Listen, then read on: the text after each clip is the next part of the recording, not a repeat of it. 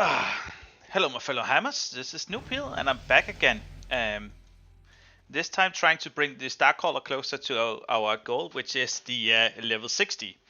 And yeah, it's been 2 days since last I was here. Last time I was so fortunate that I had one of my fellow hammers actually donate $5 on the stream, and it was kind of like I never really expected that. It just came out of the blue, and it really made me happy. And I've bought that cup of coffee afterwards, so thank you, Blon. Yeah, I was a bit sad that I wasn't actually able to really show my gratitude in the way that his name or his chat message didn't really appear at any point. So I've since then gotten OBS now, and actually let me just see here. Let me change here. Wait, so I can't wait. It doesn't work like this. Wait a second. Let me just. So you guys haven't even been able to see. So this is my first time actually using OBS, so I can show some overlays. So if, for example, if I'm fortunate enough to have people actually subscribe or anything, it does actually pop up in the chat box on the screen here instead of actually only showing on the YouTube chat. And so I just felt if people are willing to spend even $5 on me, it also needs to be shown on the screen. And that's just common gratitude, at least if you ask me. But yeah, I would just quickly edit this here in the settings and in the hotkeys. And I will go.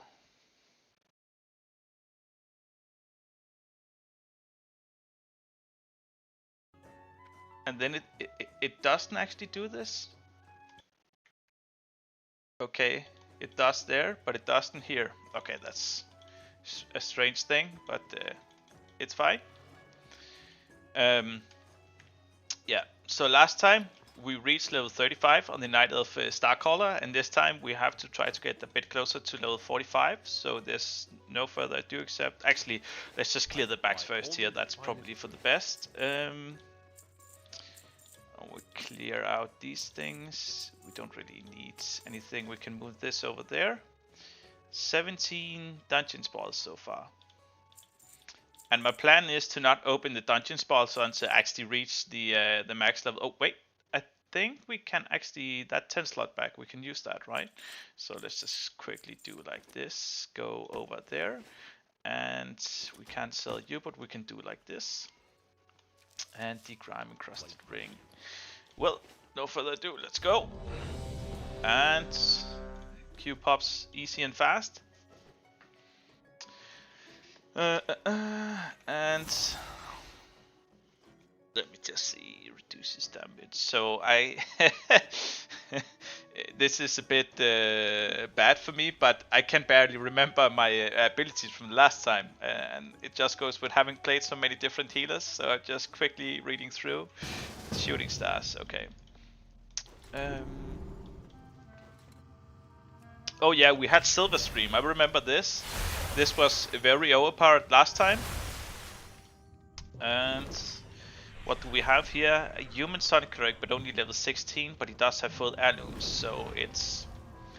I think actually the scaling makes it so he is very strong at level 16, so he probably shouldn't take too much damage, but then again he doesn't really have any abilities to begin with, right? So yeah, we'll see how this goes. Especially this this first pull, because they do this pulse AoE. But then again, you can just Silver Stream, and it's oh, they're not even near me. Silver Stream easy, fast, brah. Easy game, easy game. Oh, and let's check this. Did anyone need on it? No, they didn't. I'll take it. Good, good, good, good, good. We can. Okay, he's going ham here, it seems. Don't die.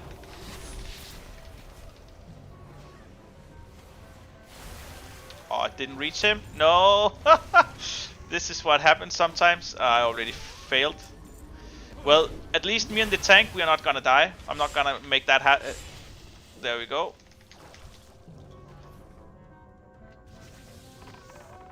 And I'm already messing up. This is just... Oh. Oh! This sucks. Get Silver Stream going on these people.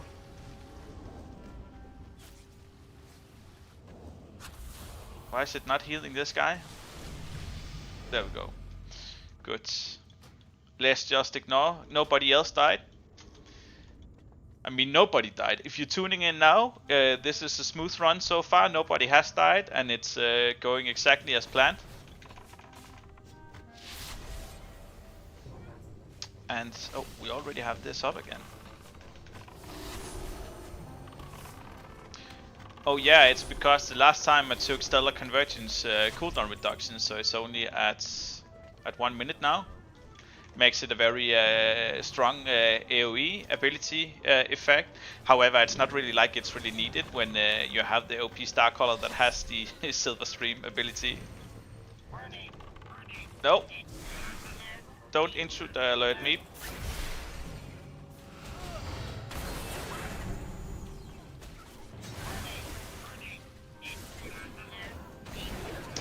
Oh, please, come on. Don't let Noob Hill die now.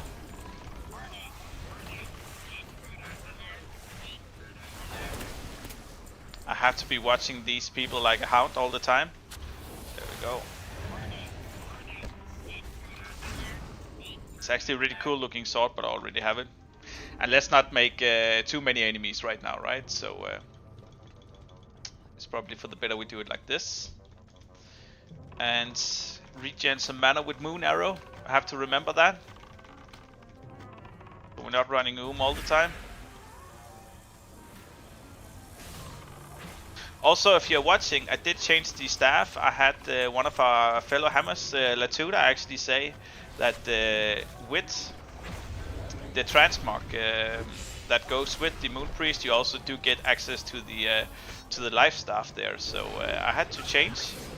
He was correct, and we actually look much better now. And I also got the what is the aura called? The Loon Tears aura from the Aras Fair. Oh, the Asa Fair, sorry, event that goes on. You can't currently access it on Koa right now, but you can get it from Wildcard or Free Pick servers.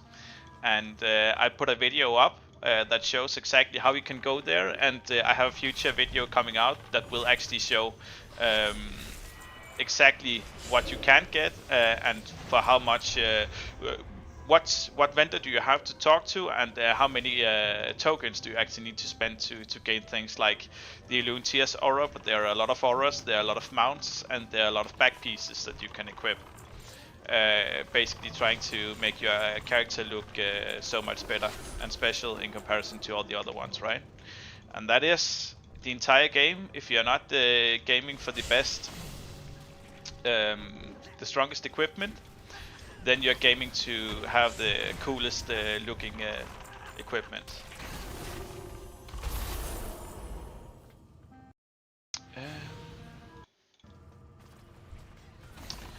Peacekeeper security suit, let's get you.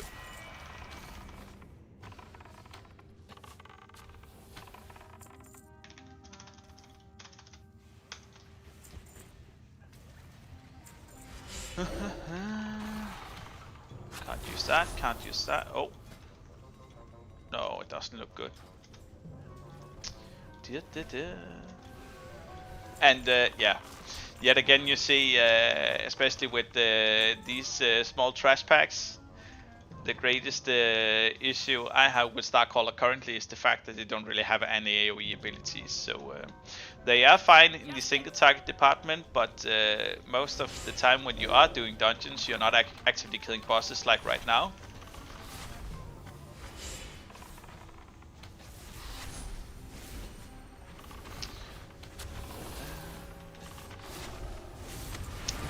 And he goes down. Did we have that? I actually don't think we do. We'll take that.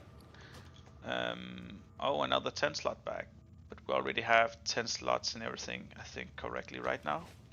Did they? Oh, yes. Let's leave. Drop the items in our bags and let's requeue. Also, wait, we got a level, right? So, last time, I don't remember which hammer it was, one of the viewers, but he mentioned that Blessed by the Stars is the one that makes it so casting Silverstream applies Scattered Stars, and then when you combine that with the Moonflow with Lunar Eclipse, it triggers Scattered Stars around enemies, so not only does it do great area of effect healing, but it also does some area of effect damage. And that's the only thing the Starcaller really doesn't have at the moment, so we are gonna go for what is the quickest way, because it's over there, right? So, I mean, we kinda have to do this one up here. I mean, there is no way out of it. It's a really sucky talent, but it is what it is. I have the one over. Okay, wait, let me just see here. If I remove casting Moon Arrow, now reduces the cooldown of Prayer for Loon and Moonflow and Celestial Form. We don't have Celestial Form currently, but yeah, that's what we're gonna do. Apply this. Increases critical strike chance, so that means Blessed by Stars will be within grasp in not too long here. Good, good, good, good. And we speak with you, and we vendor everything that we have. Wait, what is... Oh, that's another 10 slot back. Hot shot, there we go. Oh, did I use this? I did now. Okay. And we go again. Also, I'm 36, so I should probably just... Okay. Good. Good, good, good. Gonna ding easy from the next.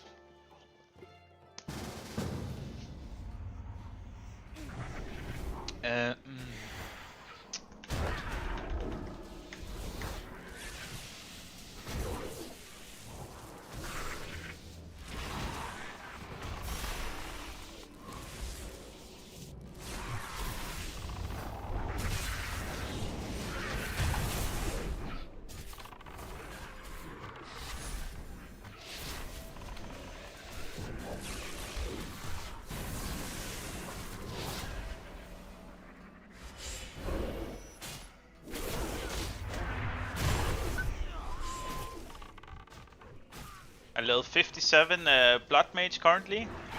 Those guys in here, in this dungeon specifically, they can take quite a beating on some of the packs like here, because they don't really have anything for when it comes to spell casting. However, they are able to heal themselves really well, so if he is playing well and he is actually utilizing line of sight around him, there's a very big possibility that I don't really have anything or much to do here unless he actually goes and does the sorcerer dwarf boss. I can't remember the name of him right now. But some tanks will pull the entire room there, and yeah. Oh, we should look for the magenta caps as well. It's not these. No, it's not. These just grant replenishment. Okay. But some tanks will pull that entire room, and you're just standing there like, okay, if you're not pressing it defensive now, that means that everybody is going to be dying in a few seconds. And but usually, I mean, he's level 57, so at this point he should probably have learned that he needs to press 1 and 2.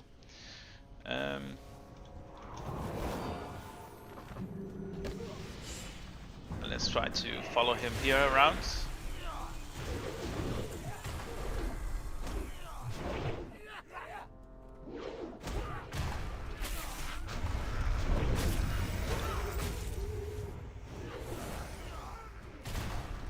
Oh, he's going straight for the... Oh, I didn't check. It does say Arcadas. Well, see, now it would be nice if I had the AoE that we were talking about before, but I think all I can really do now is just single target damage, and then just, that's really the contribution I have. So I might not actually be an area of effect god right now, but that Flame Weaver is having his worst day of his life now, with me just nuking the damn out of him.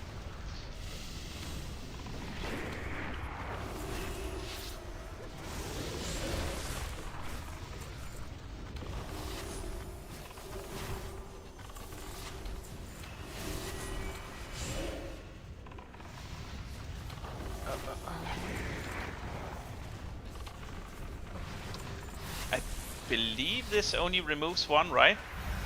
Yeah. Okay, let's regain some mana then.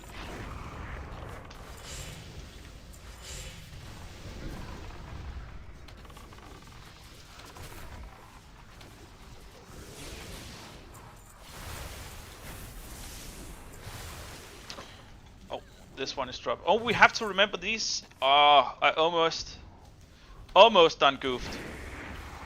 But we're probably not gonna be able to finish that quest anyways at any point. There's like only what? 4 or 5 caps in total inside these dungeons here, so it doesn't really matter.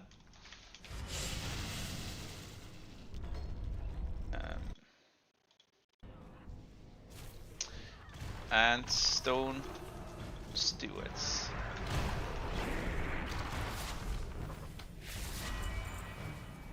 Let's see.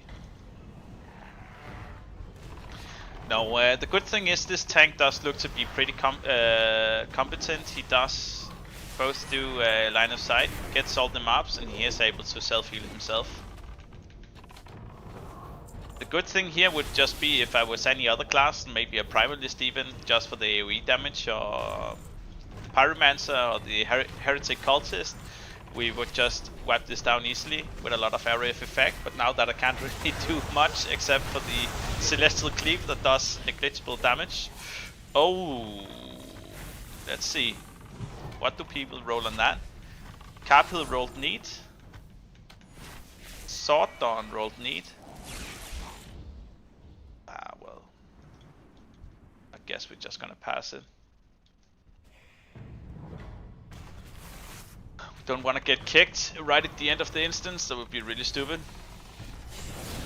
Also, to be honest, we're never going to be playing any class that's going to be utilizing that transmark from the dagger. And there are cooler looking weapons.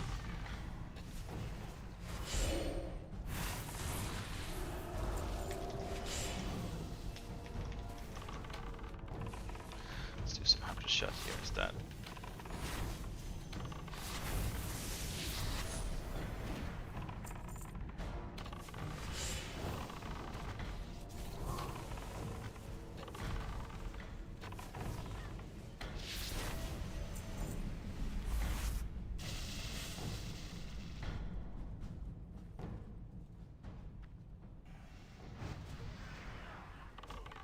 Wait, I think I'm high enough level that actually means that I can get the quest from the last boss when he dies. That's a line side, isn't it? I do believe it is. Because then we'll be picking that up. And unfortunately, you actually have to turn that quest... Oh. Boys. Yeah. So I can see the quest here, so I am high enough level to get it now. I am trying to save up as many quests as I can in order to turn them in at the same time with the Potion of Experience, and unfortunately the discs here, you have to turn them in inside the instance, so it's not really an option. I could potentially have, if I was lucky, have saved up a lot of quests to then turn them in together with the disc of Norganon, but yeah. Right, oh, wait, we want that, there we go. But right now it's, I think I have like what? A total 1, 2, 3 dungeon quests completed. So that would be really stupid on my part if I decide to pop the Potion of Experience right now.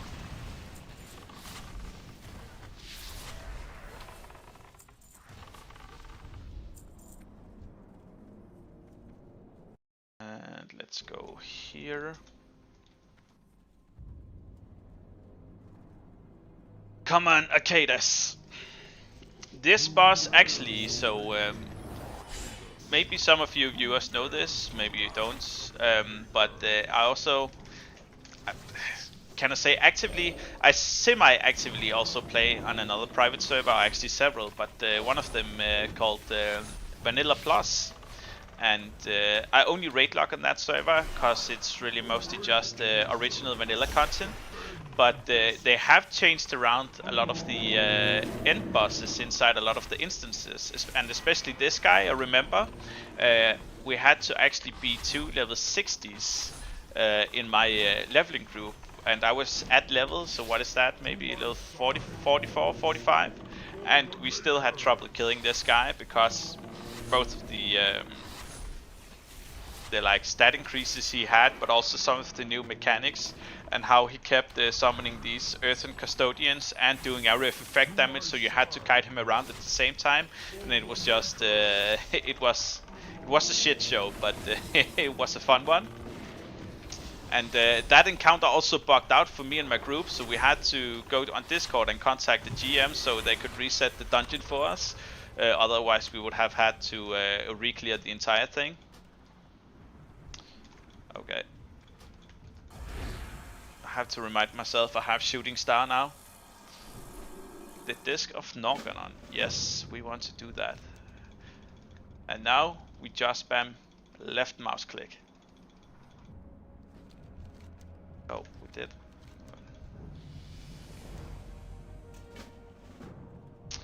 Level 37, and let's get out of here. And we can take a look at what we can actually get now from our talent trees. There's both things. We are getting one step closer to Blessed by Stars. Moonlit Slumber is a single target CC that also gives you back mana. It is instant, but it's not really anything that you are gonna find any need for inside the dungeons. So we're taking healing through Aspect of the Goddess. Now increases the target's healing taken from you by 1% for 10 seconds. So this just basically means when we're healing through Aspect of the Goddess, it means that you can see here when you heal with Lunar Lance and the Scattered Stars mechanic, it just leaves a healing buff up on our party members, and that's a good thing here. Okay, so I went with Moonblast Aspect. Let me just see here. We still don't want Aspect of the Cosmos. That's a bad thing. Increases effectiveness of Celestial Mind is kind of meh. Oh yeah, it was down here, I think. Increase. So Lunar Lance can either burn the target for additional spellfire damage, but over 20 seconds. So that's probably a waste since we have targets that will die faster inside dungeons. We can't really go any other route, so I think we take Lunar Anomaly. That seems to be the play here. Oh, that was the wrong one. And let's check our book fast. Really? We don't have any new abilities? Didn't we just get level 36? Okay, I guess we're just very unlucky in that case. Let's take that over there. Get rid of this. And our awesome macro. Get rid of that. We are level 35 now. So that would be Moonberry Juice. Didn't I just sell that to the vendor? That was stupid then. And we put that over there, and let's queue one more time.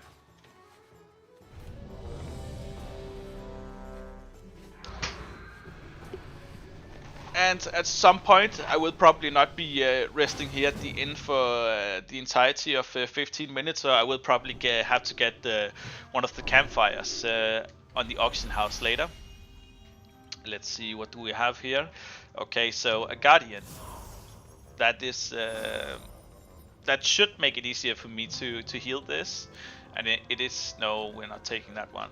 And it is actually only really the first boss here that can prove kinda a pain in the ass for the fact that it does a lot of area of effect damage, and we don't have area of effect dispel when it comes to poisons.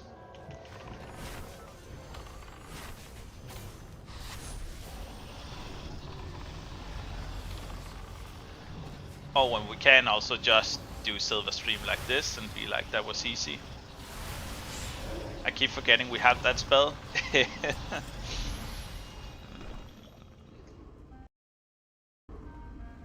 Oh, Dursa, don't you die on my watch. Okay, So, not to jinx it too much. Oh, I am jinxing it already. I was about to say, at this point in the last Gnomrigan we already had 3 people who died, so we're already doing better. But yeah, we can still jinx it a bit here, so let's be careful. I'm not superstitious, but every time I say that it's going great, something bad usually happens.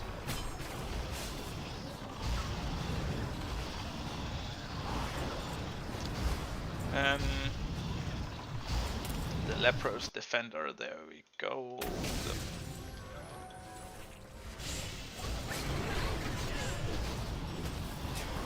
Wait, is there anyone here? Oh, let's just lost this. Do we have anyone in the party that brings replenishment? Because I've noticed that I'm just full mana all the time.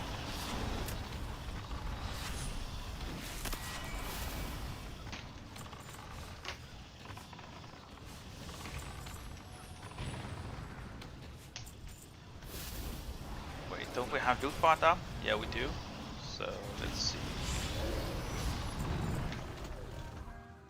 Let's try not to auto attack any of the sentries and mobs on the right side anymore. It's so easy for me to just be a hunter on this class, unfortunately. Just tap target the closest target, I sometimes believe, and then the game decides, you know, you see that gnome 3 corridors behind, but you have exact line of sight? Yeah, let's pull that guy. Instead of just taking the mobs that are closest to me when you tap targets. It's really annoying.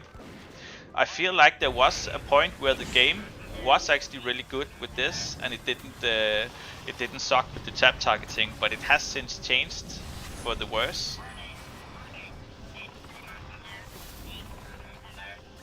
I think maybe it's something to do with the Wrath client, but I'm not too sure.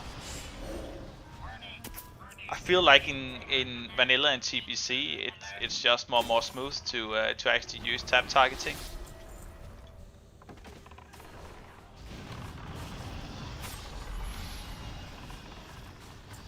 Okay, and here comes the worst part for the Starcaller. No area of effect damage.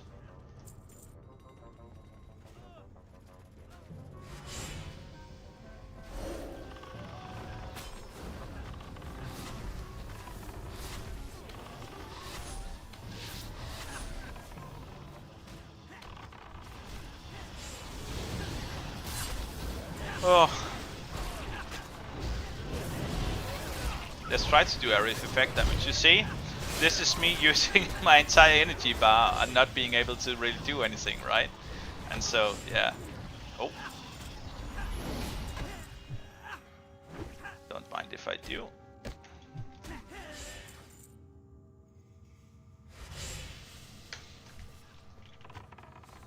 So the good thing is the tank is a guardian, because I think that class in general is kinda easy to play. That is my general impression when I see people playing, and it doesn't really look like he has a lot of, I would just say, general awareness about what is happening around him. So it's probably a good thing that he plays a class that doesn't require you to really be careful with whatever you do and really watch your CDs. If he was playing Witch Hunter right now or Reaper, I would be very scared. Let's just put it like that.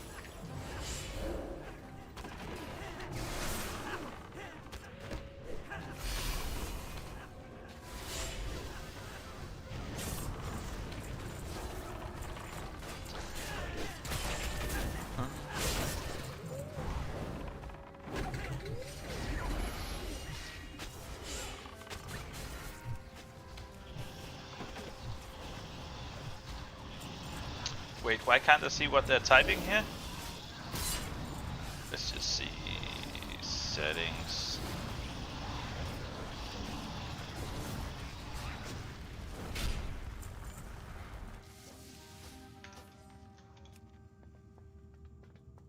Saying something, and then it just disappeared.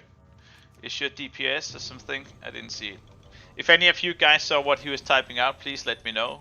Hopefully it wasn't anything important. Like, first person to reply to this comment receives $1,000. I would like to know that, because then I'm gonna reply to him ASAP.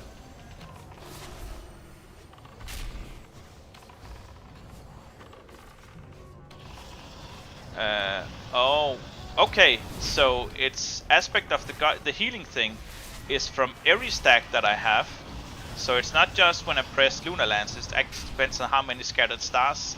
So right now it's stacked up to 10 for the fact that I had 6 up and then got 4 up after. We don't need that one anymore. Unloot there. And I think that's about it. Let's GTFO.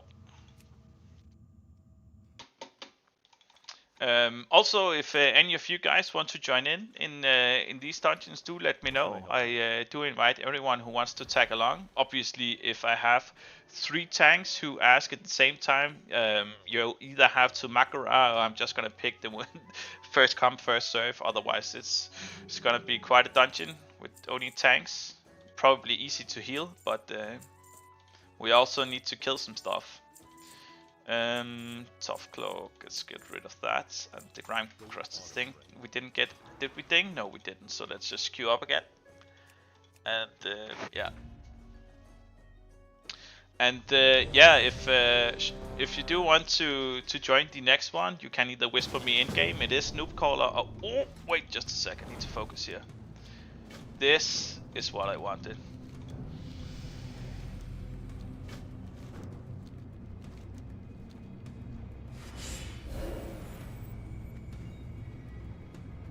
Try and see if he wants to do all the quests. Unfortunately, they always skip the left side and also skip a lot of mobs, which is really stupid because this place is just. Oh, okay. He wait. Oh, there we go. I thought it was the Felspawn, but it is the level 45 human witch hunter. They can be situationally all quests, and he said sorry, so that probably means no.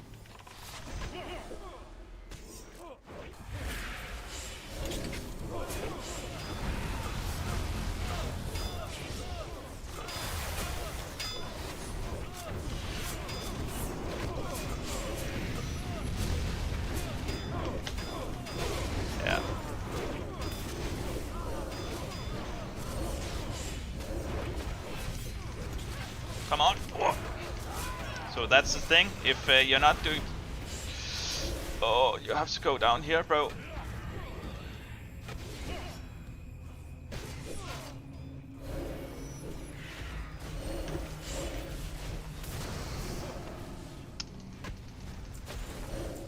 You know, sometimes the tanks just decide to be suicidal. This is why I need to have my guide up on how proper tanking etiquette actually is, right? Oh, we have so much stuff here. That's annoying.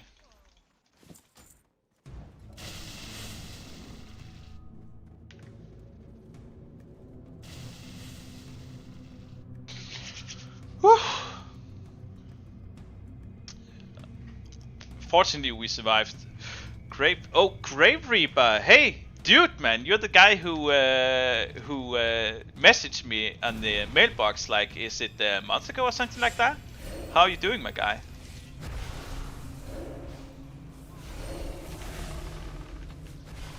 You contacted me actually and asked if I wanted to play with you, but we never actually got around to playing together, my friend. So if you're interested in joining up in some dungeons, just hit me up in game and we'll try to figure something out. Actually, I should have you on friends as well. Gravekeeper. Yeah. You know, the funny thing is, the first time that you actually contacted me, I didn't know if you were a viewer or who you were. It's just like this random guy asking, hey, you want to play together? And so I was really confused in the start, like, sure, I can play with this guy, I don't know who you are. And this guy really has to pull some things now or he's gonna die. I mean, I don't know what he's thinking. How would he expect to survive that without using a cooldown? That is just the thing I'm asking, right? It's oh. Yeah, that's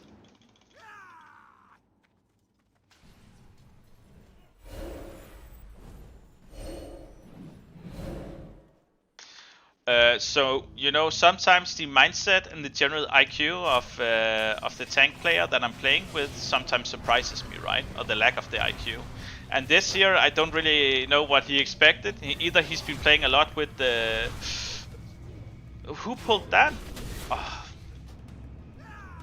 So either he has played a lot with I don't know, a heretic cultist, or maybe. Oh, wait, just a sec here.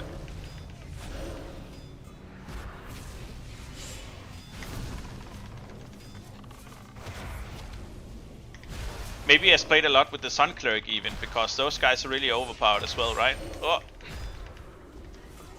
Moonwell Splash and into Silver Stream, and we should probably still be able to keep people alive here, hopefully.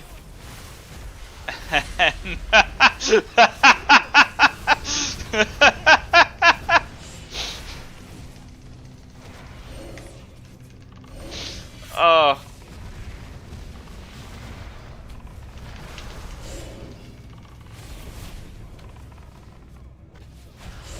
Yeah, I wanted to reply to you, Grave Reaver, right now, but I'm so busy trying to make sure that they don't just fall over flat and die. Oh, I even have full mana, you see. This here, like right now, my eyes only focused on this small area here. So everything around it, I don't see. Right now, I'm only focused on that because it's just dropping like crazy, right? So...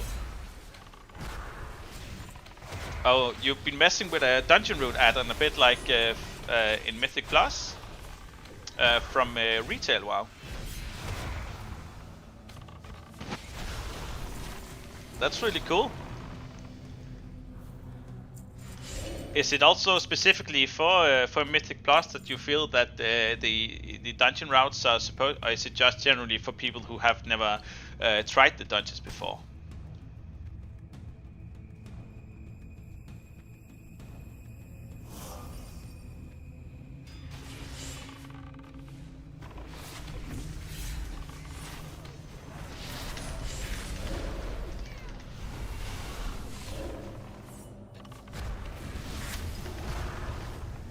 It's also interesting to see how fast that I get the mana. Is it only from... I'm not quite sure I understand why I'm full mana all the time. It can't just be the replenishment thing. Or maybe it is. Because I feel like I only do 1 or 2 moon arrows and then I'm full.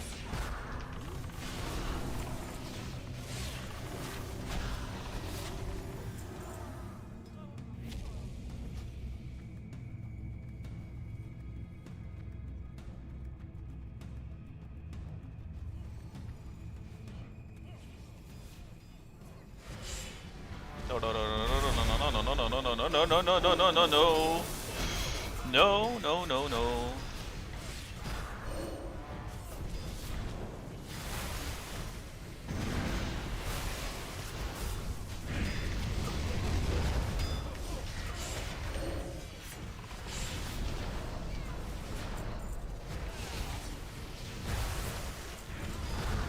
Oh, we survived? Ha! Easy.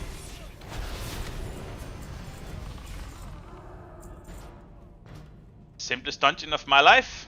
What can I say? And how many quests did we get completed here? Those, but it would still have been cool if we could have cleared the rest. I'll just get out of here and let me see. So you're saying what? It uses the quest pointer to show you where to go, and the add-on is authored by someone who runs captures. What about the I don't think so. I can't remember what it was. If it was Turtle Wow, maybe having the, but that was from Atlas Loot. But for me, this is, I have no what can you say, general knowledge of add-ons or things like that. I think I think it would be cool, the quest arrow you have. One additional thing, I know obviously you don't have the map like here where you can see exactly where you are, where you're going, but if you could have an add-on where you can open the map and actually see the dungeon layout just from pressing the map button, that would be pretty cool, because the map button itself is useless inside dungeons, and it's just, obviously you need to know yourself where you are at the point of the map, but just that small, you know, like quality of life upgrade, at least for me, I think could be pretty cool. I played this game for, I don't know, what is it, 20 years or so I have a general idea of where to go in like most of the dungeons without having to look at the map or anything. But I do feel for a lot of people, and especially when you come to, okay, that's, I was about to say, especially when you come to areas like Blackrock Depths, but that that doesn't really make sense either, because you have so much geometry, so you can't really make a proper map on that, I feel like. But yeah, let's try to empty our bags here, and then pray we don't ever play with that tank again. If we do, at least I need to do some breathing exercises afterwards, because that was heavy.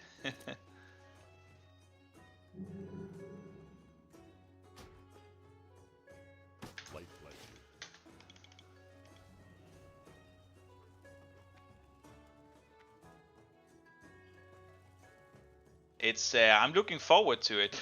Can I ask? Maybe you know this, but I know. Well, Ascension has this thing where you can. They have add-ons that you can download straight from the launcher.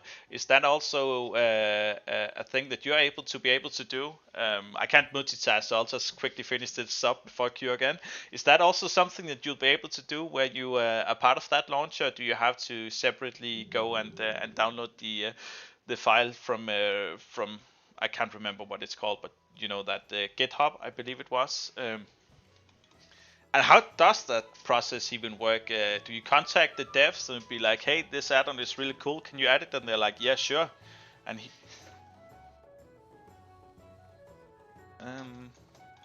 let's queue. I saw you weren't online, so I'm thinking I'll just queue by myself. I have over 1 hour on this still, that's good.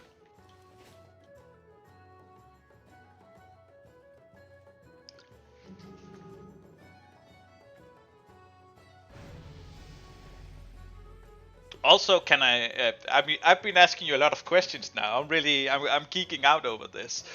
So what, if you don't mind me asking, what kind of got you into just the thing where you're like, I want to create this add-on to have a proper dungeon route inside the classic and the Koa dungeons? It's kind of, it's a bit interesting.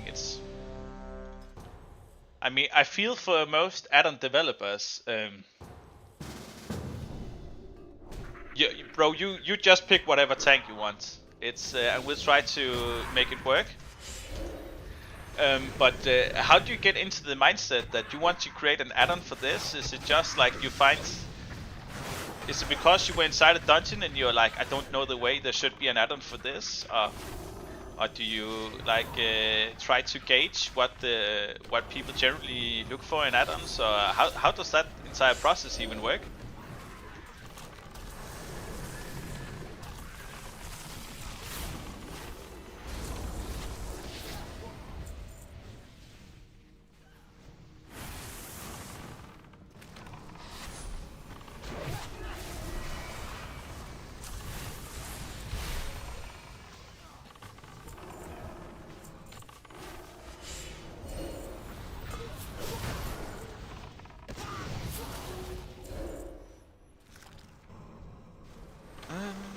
Let's see here. I didn't even see what I have. Level 24. What is it? Sun Cleric?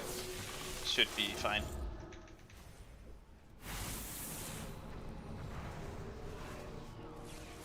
Oh, that's pretty. Can I just so? I remember you sending the mail, and I have the mail saved, but I can't exactly remember. But you said you were a new player or something, right? So I mean, then that makes sense that you would, at least for some dungeons, want to have a route for where you go. But I also feel like it's mostly for the later dungeons, so not so much the level 1 to 40 dungeons, because those really have a linear like path. It is basically just one corridor, right?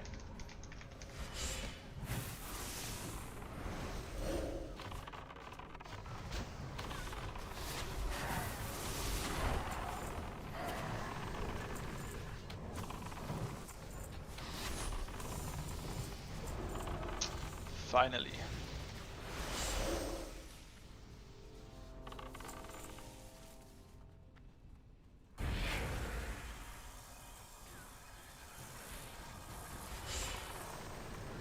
Also, for some of you newer viewers, or newer to tonight at least, but maybe you watch the other streams and you're wondering why do I look so cool all of a sudden.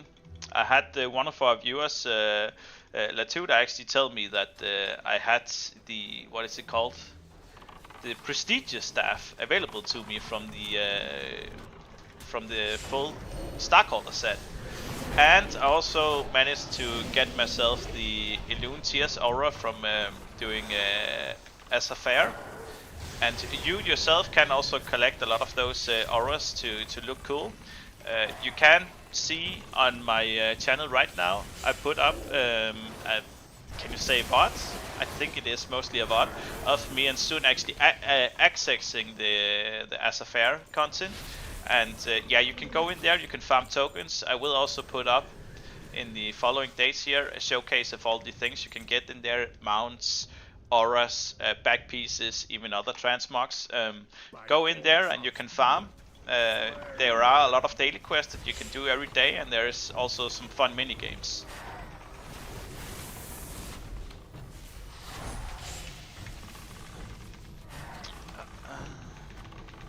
Fire. So what? Koa Classic, I played WoW since vanilla, and yeah. Okay.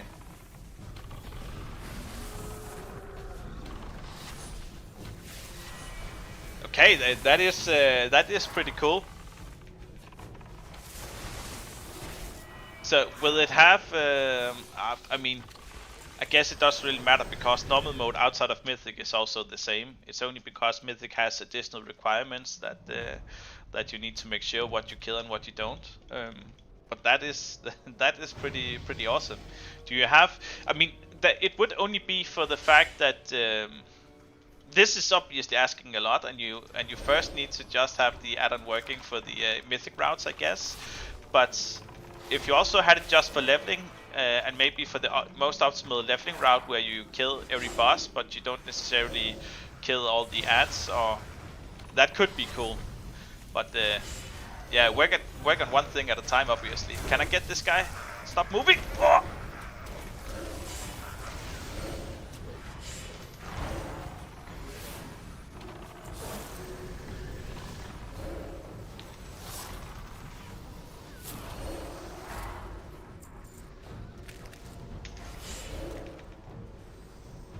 What is this?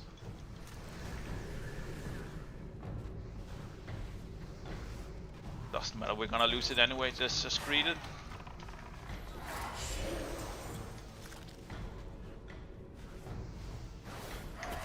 And who are the authors? Just some random people you found and you're asking, hey, are you really good at this? Or is it, where is this guy? Why is it not healing him? Sorry. Or is it some you know, or... It's pretty cool regardless. Oh, it's because I didn't have mana. I'm so stupid. It's because I'm trying to multitask up here and try to also respond to the chat called Streamer Brain. This is...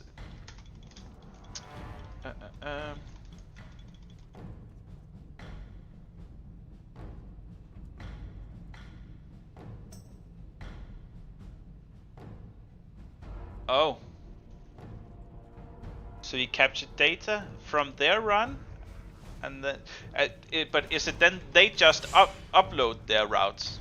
So basically, every person who has the add-on is also able to add the route a bit like you add your logs to Koa logs, for example.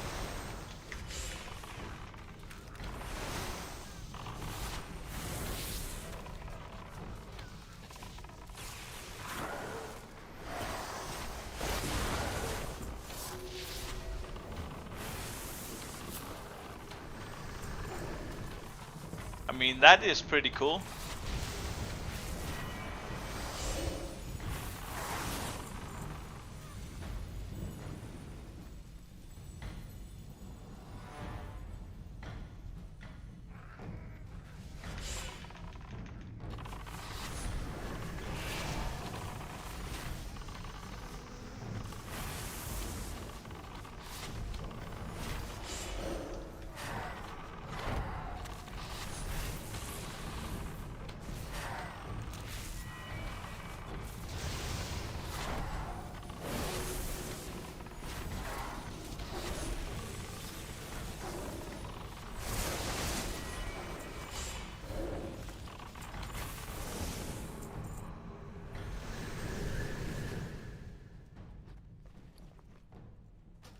Wait, that wasn't it? They fixed the... I didn't know this. They fixed the bug apparently, where you could just kill Grimlock even when you had defeat Arcadis, and you would still complete the dungeon, but I guess that doesn't work like that anymore. Can we take the Magenta Cap Cluster there without... Let's do it.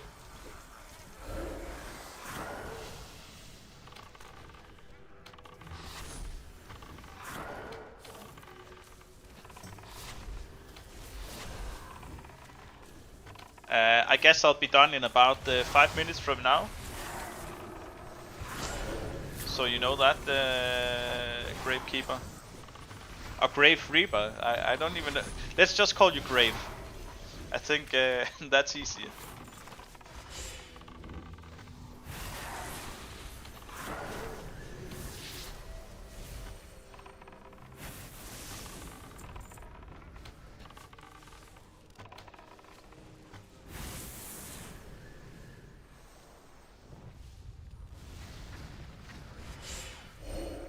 I just remember specifically that it would have defeat Arcadis up here, and you could just go and kill Grimlock and you'd still be finished with the dungeon.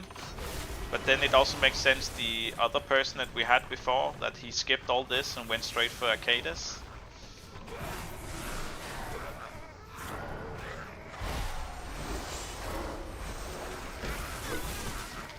Oh.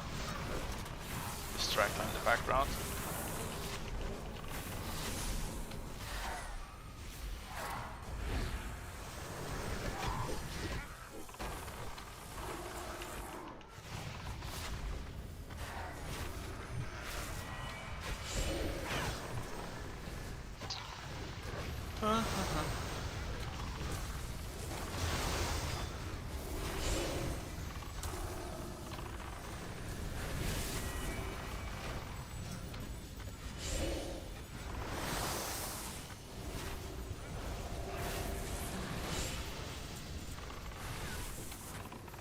Oh, I keep forgetting that I have Warden's Blade.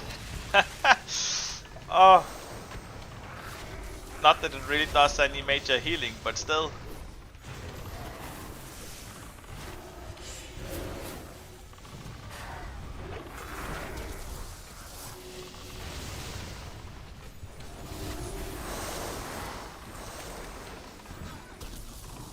Oh, stop this.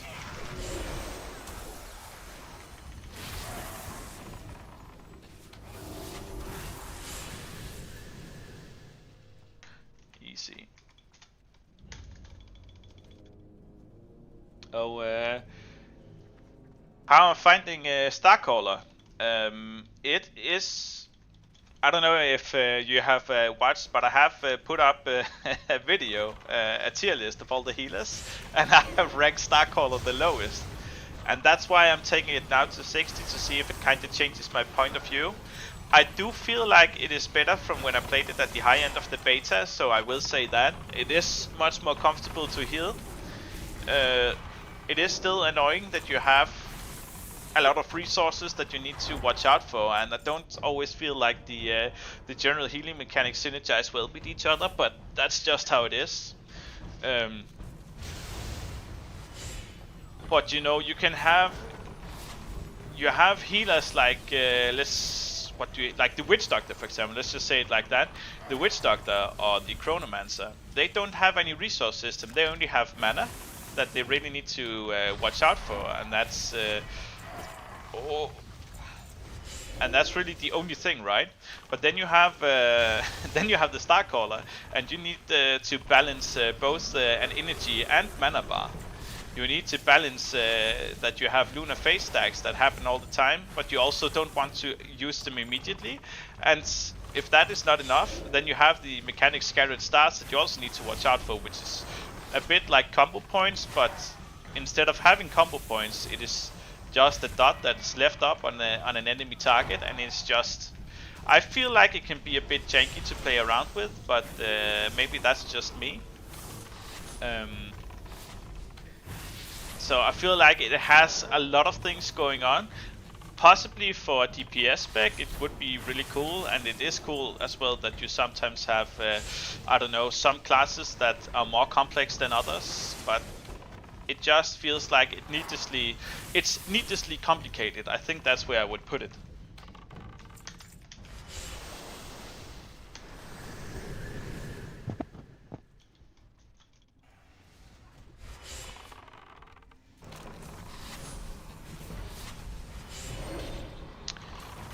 Okay.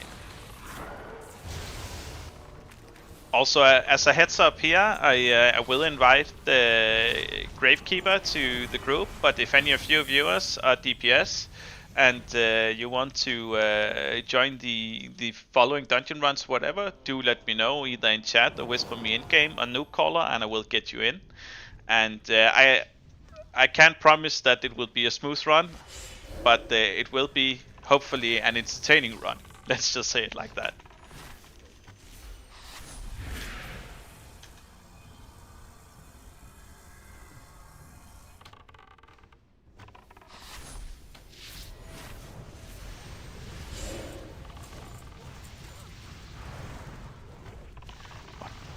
Hell?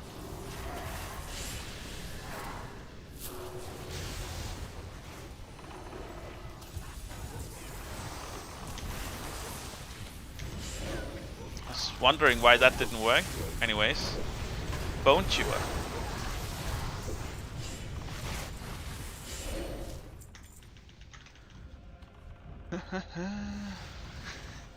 It will be quality is not assured. No, definitely not. let's not even go as far as to call it a run. Let's just call it an attempt, and it might be a successful attempt, or it might just remain an attempt.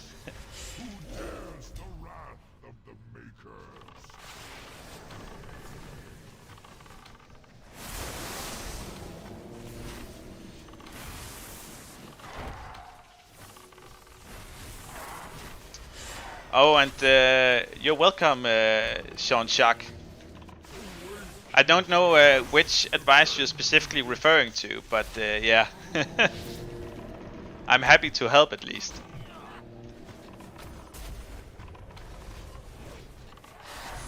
Oh. There we go. Good, good, good.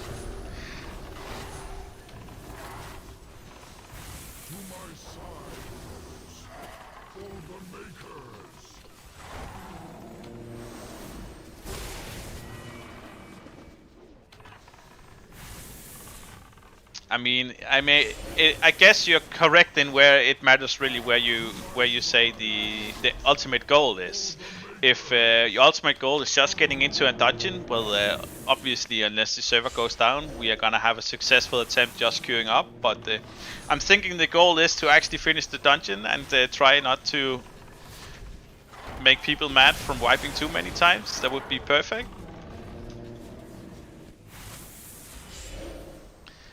Any viewers would potentially also leave if if a run takes maybe 3 hours to clear. It'd be like, this is the longest Ragefire Chasm I've ever seen. What are you guys doing, right? So yeah.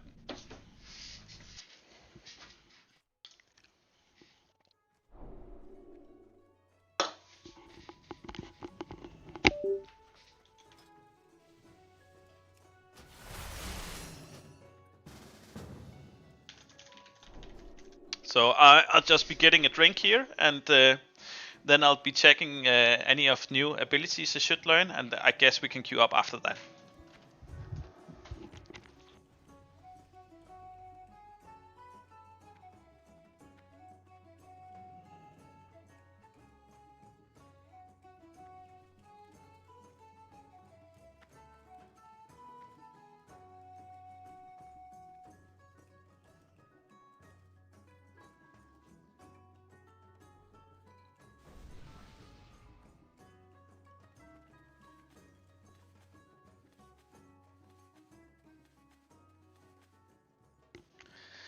Alright, and I'm back.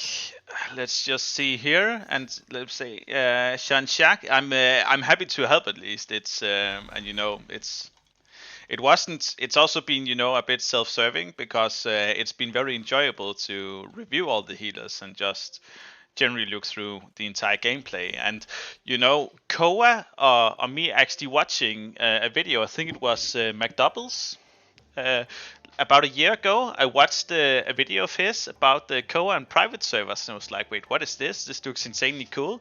And that entire video kind of got me into wanting to play on private servers. And then I found myself, since Koa wasn't really released at that point, and I was like, "Okay, it feels a bit shady to buy in for a beta alpha that doesn't really have any players at all." So instead, I just played my normal games, and I saw that TurtleWow decided to release a new progression server. I was like, "Oh, this also looks cool, and it has new content." And it kind of got me into the private server scene from that alone. But yeah, let me just. I had mechanically challenge. I think I'm good. I am mentally challenged. Okay, let me just quickly see here. Call down the power of the stars, sending forth Lune's astrolight in a line outward from you, stunning enemies. Okay, this is good. This is what we want. Bro, this is insanely good. This is amazing news. Let's just quickly go here and get our abilities, remove the unavailable things. We don't need that. And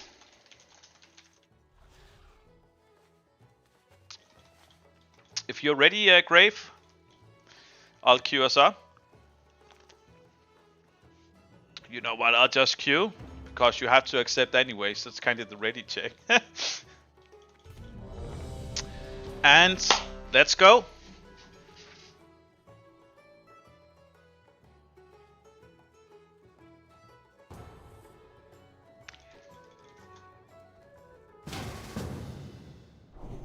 So I didn't actually really prepare any drinks at all or anything before this stream, so it's just like, I'm dying of thirst right now. And also, it is a Friday evening. You don't really just want to have water, and I was like, coffee is probably a bit too extreme at this hour. But thankfully we had a Coke Zero in the fridge, so I'm happy now. I usually do prefer the Pepsi, but I can't really complain a lot when I didn't fill the fridge myself today, at least.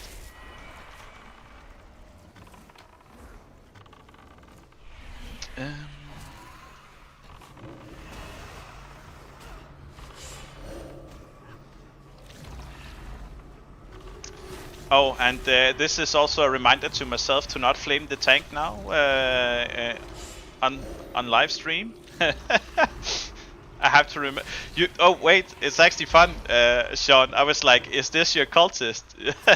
It would be really cool if we just zoned in together with you. But yeah, I'll try not to flame you too much, Grave. And you just slap me around, unfollow me if that happens,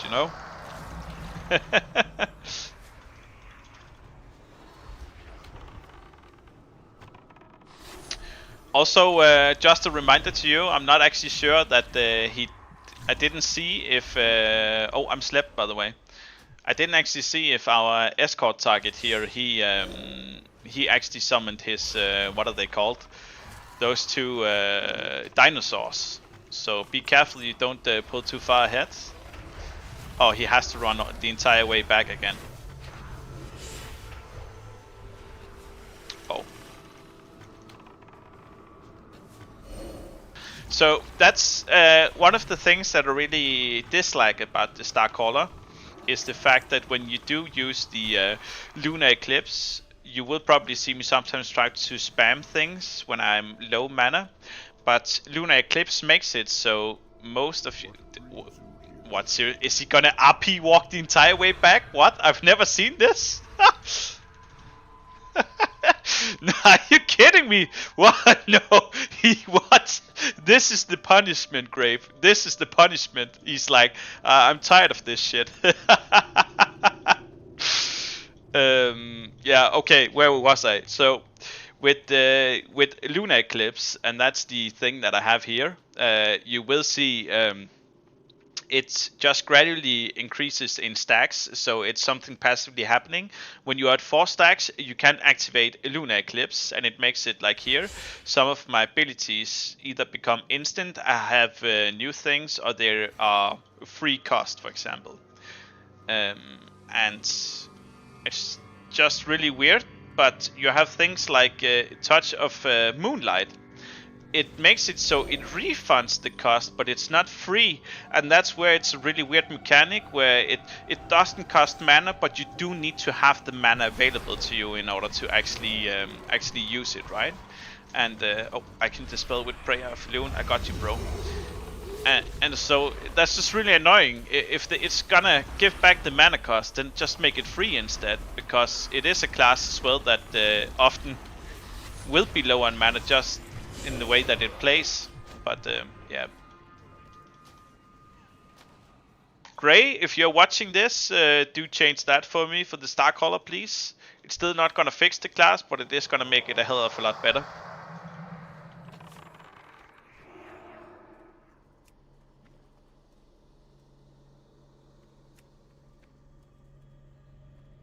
Wait, where is he? Didn't I mark him up? What? What is going on? Okay, let me just tell you now, Grave. Don't pull any mobs. Let the NPC pull them for us, because otherwise he will apparently walk the entire way back again, and it's gonna be, you know, we just talked about this. It's gonna be the longest instance we've ever tried, but I actually do believe it is if he keeps this up.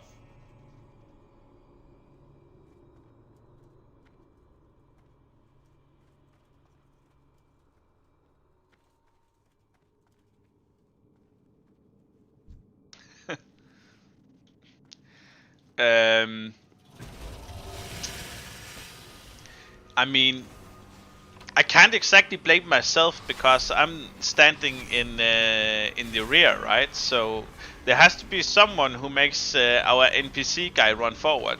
But I don't know what you did that makes him just be like, I hate this tank, and then up he walk back. Because honestly, I've done the Ascension version of Mutinous the Devour a million times, and I've never actually seen him just be like, you know, if this tank, I will just RP walk.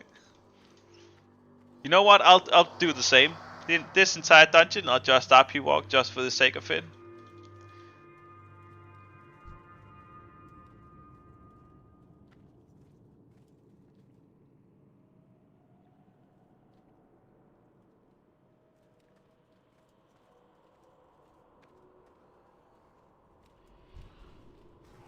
No.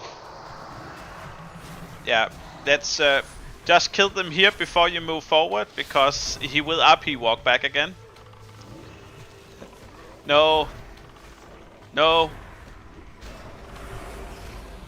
Sean Colt, what are you doing? And hello, Impala. And I'm sorry if you got mad a bit by me saying with that Grovekeeper Primalist is a passive healer.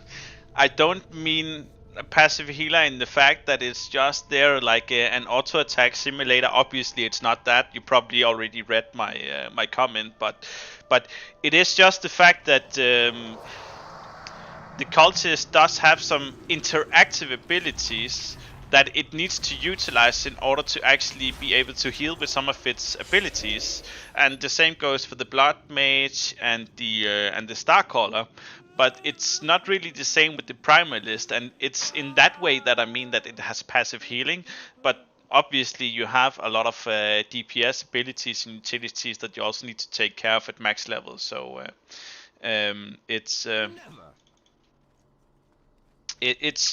it's just so you know that I'm not saying that your class is too stupid. Obviously, I don't really like how it plays. That's but that's a subjective opinion. But I'm just at least saying with the passive healing, it is due to just the way that it heals. Pancake, yo man, appreciate your content. Gotta switch to midnight for fun, but your vids were nice guidance. I'm happy that you enjoyed my videos, and I hope you're gonna be enjoying midnight. Personally myself, I haven't actually played retail since I haven't played any serious retail since I think it was Shadowlands, to be honest. But I did play casually and just try to attempt actually to looking for raid content a few times in both Dragonflight, and I don't actually think I ever did a raid in War Within, but I did just try the first month or so, and I like the old version of content better, but I do feel like I probably want to at least try to experience, just go through the expansion quickly and the patch content quickly, and just try to step into one or two of the once or twice every dungeon just to have tried the content right. But it's also just when will I have time to do that? But it is actually on my to-do list at some point, and just go quickly through both the last War Within content I never did, and then Midnight. But I hope you're gonna have fun there, dude. I have real life friends who, most of them are actually classic Andes, but I have a few real life friends who still dabble and raid and do Mythic Plus inside Midnight, and it sounds like they're enjoying it. They obviously I think they have a new release schedule for a lot of the patches inside Blizzard that they are releasing now. Content every, is it 8 weeks or so, regardless of if it's ready or not, and that does leave in some really sour things, and it is what it is. Hopefully they change back to just release when it's ready, right? But you're gonna run into those issues, but you probably know those already. Chio, how many 60s do you have now? Only have the Invention Tinker at 60. I've been so busy leveling up all the other classes or making new classes to show some content here and some content there, so it's max level content is not really something I've been focusing too much on. It's mostly been my real life mate Sunshun who has been dabbling in there, and he's also the one that provides me with the footage that I can show you guys when it comes to max level things. And to be honest, unless they add something really interesting, or I find a guild that really suits my own real life work schedule, then you're probably not going to see me dabble too much into max level content, except for Mythic Plus dungeons possibly. My plan here for the Starcaller is to get it to level 60 and then kind of do some gameplay thoughts on how it plays at max level, with some decent gear perhaps even. And just really see, okay, does it change my mind playing the class at level 60 in comparison to how it was at 35? That's my general idea right now, but anything can change. Hell, we might even be told that tomorrow the game is gonna shut down and I'll have to find some other thing to do, right? Yeah.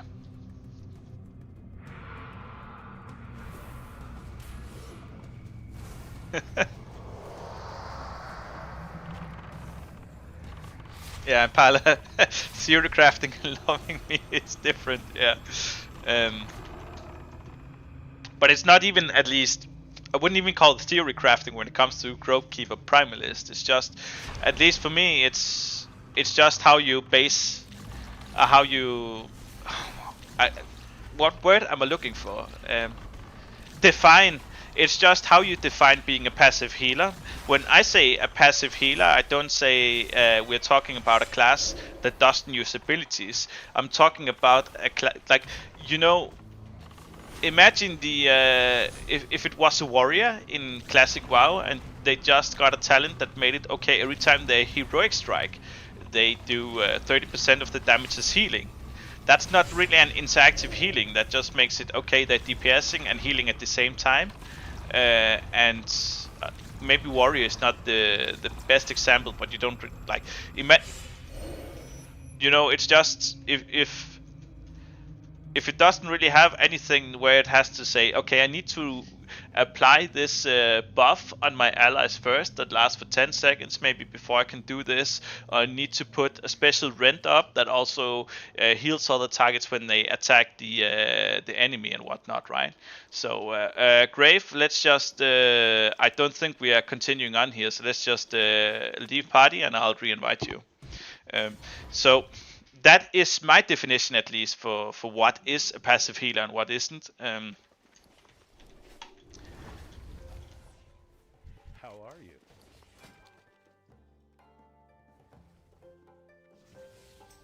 Oh, I got this. I didn't even see.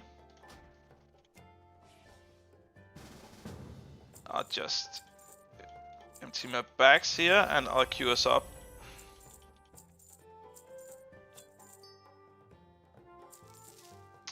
Also, let me just quickly see how many of those things do I have now. 1, 2, 3, 4, 5, 6. Okay, that's really bad. Anyways, you're ready? I'll queue us up.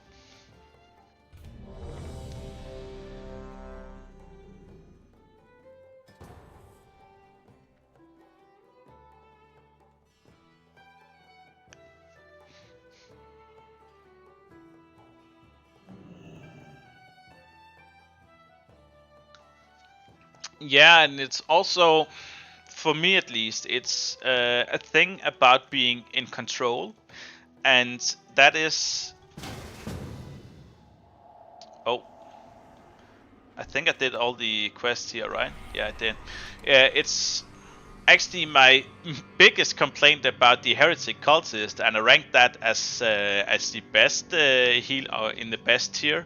So it is maybe hypocritical of me to say that, but it's just the fact that you have a healer class where everything is happening automatically in the back while you're DPSing. That loss of control, in a way, I don't really enjoy that. You have kind of the same thing a bit with the cultist, but it's not in the same way, and maybe it's the power structure that they're just stronger healers numerically that makes it more comfortable to play. But at least that is the general issue that I do find with the Grovekeeper, is the fact that you don't really feel like you have a lot of control. Okay, I'm just gonna go Silver Stream healing.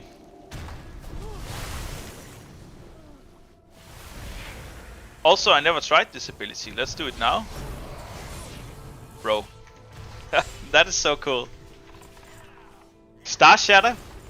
You know, Starcaller just moved up the ranks in the tier list just from that alone. Star Shatter is a cool ability. They should have that earlier.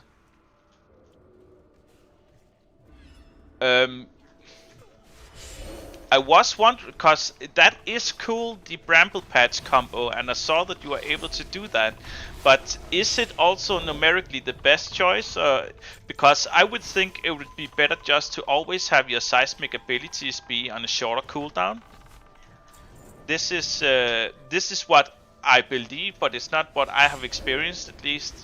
So, because what I look at, right, is you can either put one talent into the seismic cooldown reduction, or you have to put 2 talents into making Bramble Patch work, because you also need the cooldown reduction for Bramble Patch. And without having that talent, Bramble Patch is generally just entirely useless to you. You don't really have. It's at least very situational with the knockback thing. So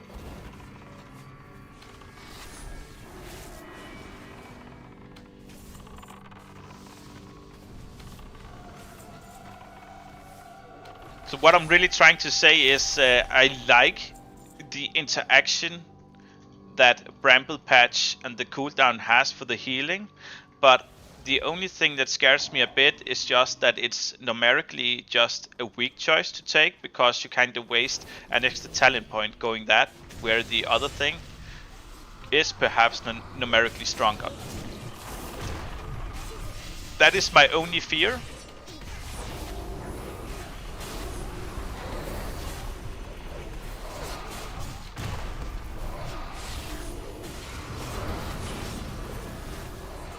I love having a tank that can make line of sight. Also, Grave, it's I think I don't know how, obviously. I think a lot of it has to do with the gear, right?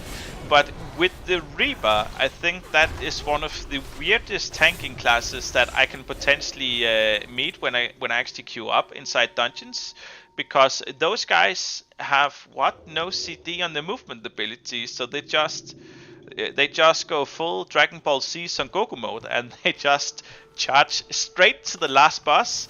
And sometimes I'm playing with a Reaper that I don't know the general mechanics, but sometimes I will play with a Reaper that takes almost no damage at all. But most Reapers take a lot of damage, so I'm not sure I really understand the class at all.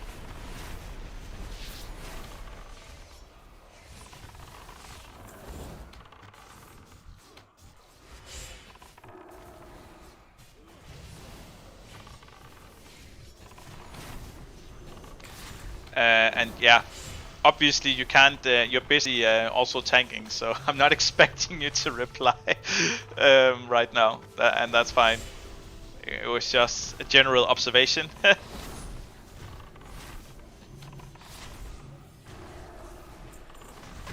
Okay, so you say parry. That does make sense then, because where I've seen that that potentially Reapers can be very strong is in places like Scarlet Monastery, in those dungeons where you don't really have the where you don't have casters, and so it would make sense then that they're very strong there if they're able to parry a lot of the attacks.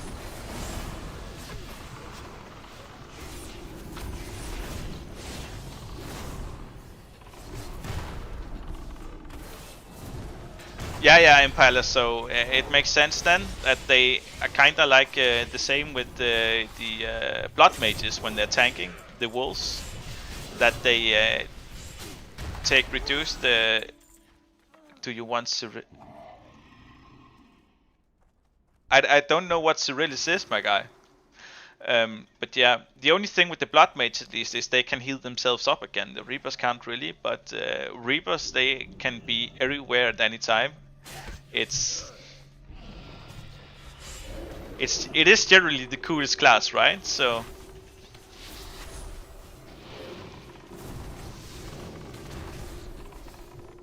what is Cyrillis, my guy? I don't think I know.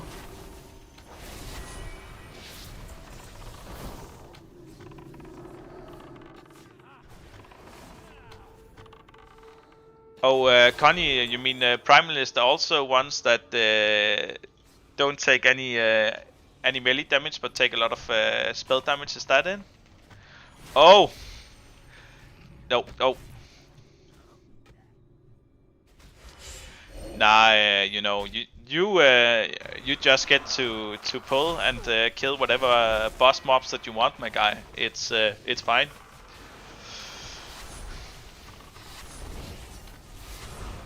I'm not gonna be mad at you if you pull if you don't go the optimal route or anything.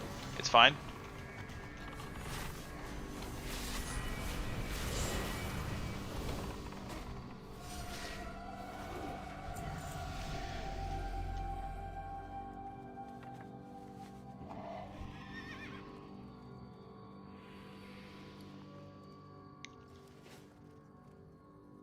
What level?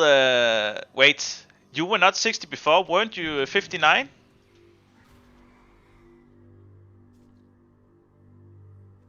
So you reached 60 while in this dungeon then? I didn't actually see. Oh, well, congrats, my guy. Also, we are missing another DPS. How long have we been missing a DPS? I mean, I'm the one looking here. I should be like, wait, there's missing a guy, right? So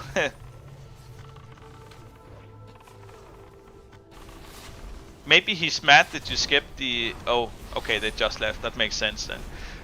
Maybe he's mad that you skipped the boss that could give him a potential legendary. He's just like, F this Reaper, man.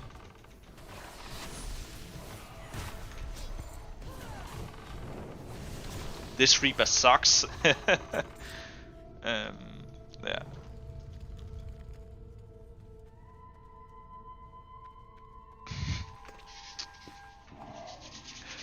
Also, it's like I have so many creative ideas with videos, so it's really annoying when I don't always have a lot of time. I spent most of the time today on creating a lot of shorts from some of the other videos just to kind of advertise my channel a bit out there, and then obviously getting the stream kind of working with new things. So if you people. Last time I never actually expected to do that. I just do these streams for fun. But last time I think it was called Blunt, who donated $5, and I went out the next day and I bought a coffee. So thank for that guy.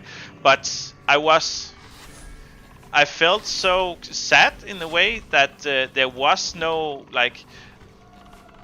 shout out. I shouted him out obviously on the stream, but there was no point where it really showed up on the screen or anything. So it was almost like a hidden donation that was really bad. So just today, and I'm really a noob when it comes to that. There it comes to name, but I spent I think maybe 2 hours just trying to get Streamlabs to work with AMD Adrenalin, which is the normal streaming software that I've been using, and I had to afterwards go and get OBS working instead. So just if that guy would ever show up again, I will play that donation just so it actually looks like I'm grateful for it and not just that thing hidden in the back. So that is what I've been spending. And why am I mentioning this? I'm mentioning this because we were talking about the general tanks and Reapers, and I have been debating the past 2 weeks maybe that I wanted to put out obviously the video with general tanking etiquette. I just need to get the tank up a bit and get some great footage for it. But I have been debating as well if I should make a video a bit about my opinions on the different tanks, at least inside dungeons. I'm only an expert from the point of view that I'm healing people, so I can kind of see. I have a general idea of what classes I have trouble keeping up and which ones I don't, but I don't have extensive thought into how their their class plays a bit. But I have been wanting to do that for some time now. I just haven't really had the time to do that because other things I've gotten into. And I still have the Azeroth showcase that I need to get finished as well. If you guys haven't done that, I mentioned that before as well, but currently I have the Iluntia's aura up, and that's what I got from the Azeroth on the wildcard server. And so if you guys like cool cosmetics and you don't mind spending a couple of hours once or twice a day, over the period of maybe 2 days to acquire enough just to get the cool aura that you like, you can go there right now. Just do the dailies and you will have enough tokens to get either a very cool mount or a very cool aura. I'll open this. Oh.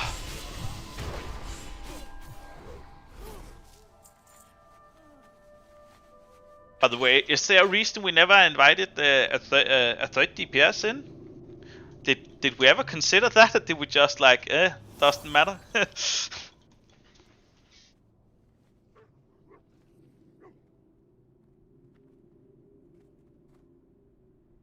Maybe we can still make it. Are we in combat? Oh! You don't meet the requirements for the chosen dungeon because you're level 60. Now we have to kick you, Grave. I'm sorry. It's just how the system is. It's fine. What level is your Fortitude Venomancer?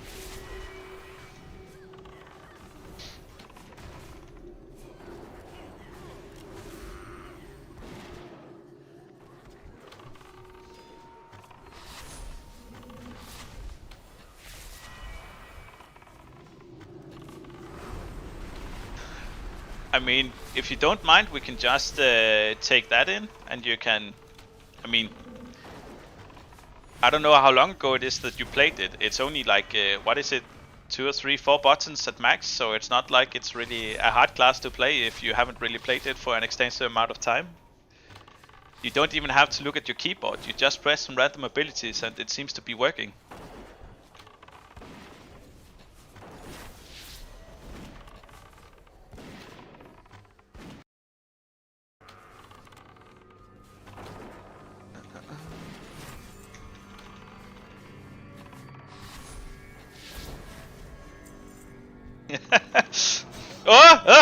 Okay, I knew I shouldn't be standing here. I'm coming to watch you, my guy. Oh.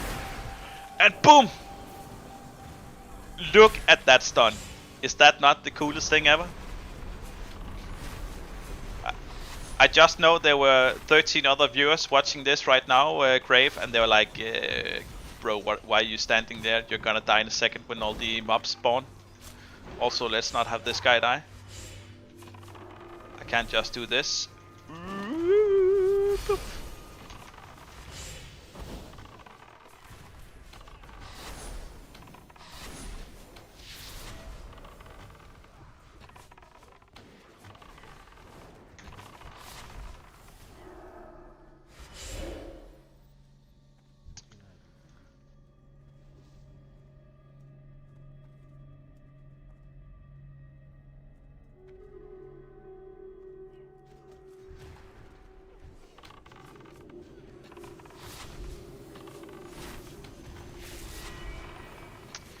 Is there anyone in the group who actually needs Gasorilla and things? Did we clarify that? Or can we just go straight for the last boss?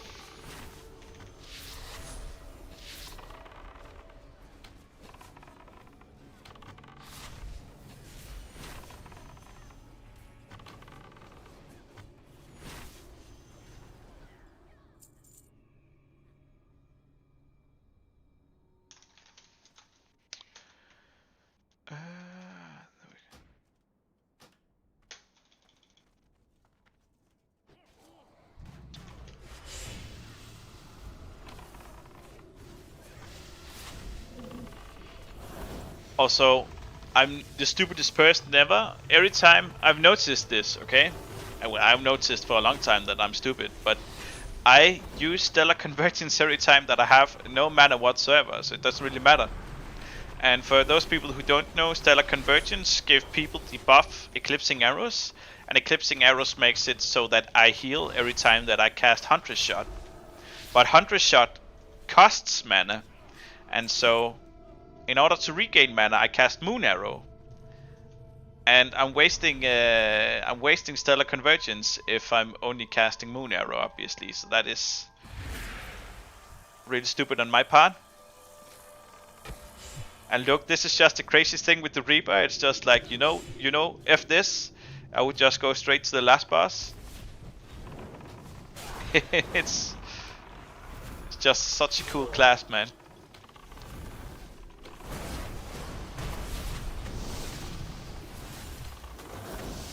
Oh, and we can also do this.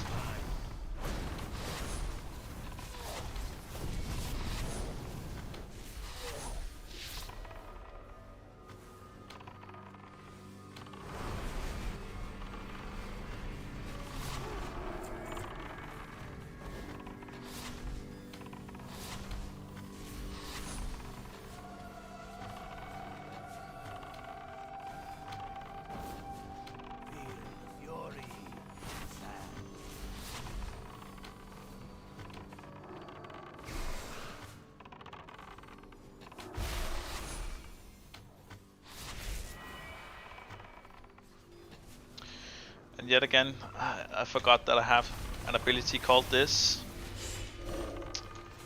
Warden's Blade. Bro, he's hexing!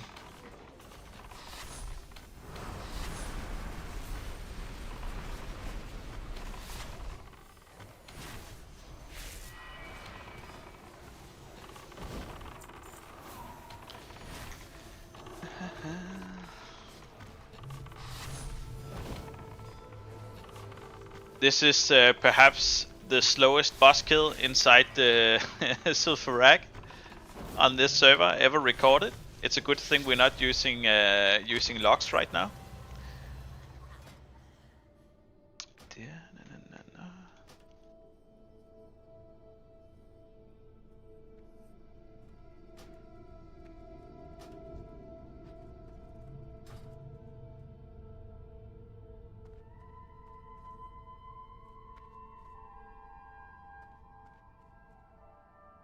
Yeah, sure. Go on the Venomancer. I'll clear out my bags in the meanwhile.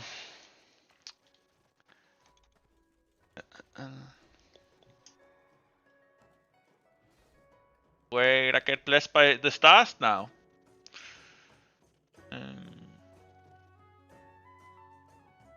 On up to 5 enemies around each target healed. Does this mean that if I cast for each target, so if I have 4 targets on top of this, okay. This is gonna be cool to test out. It could be potentially very overpowered as well, but that's gonna be exciting to test. What are you looking for?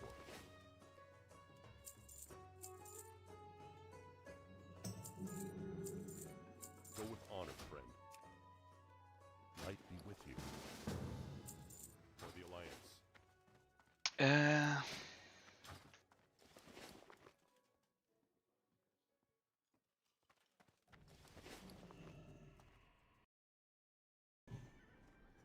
So when we get the queue from Grave, we'll queue up again.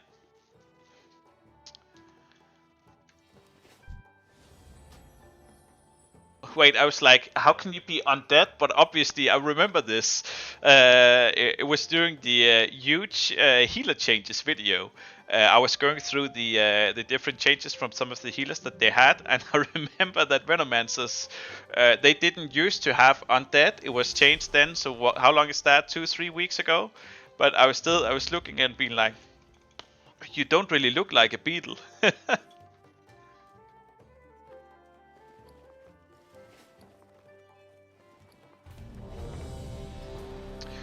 Oh yeah, I have to.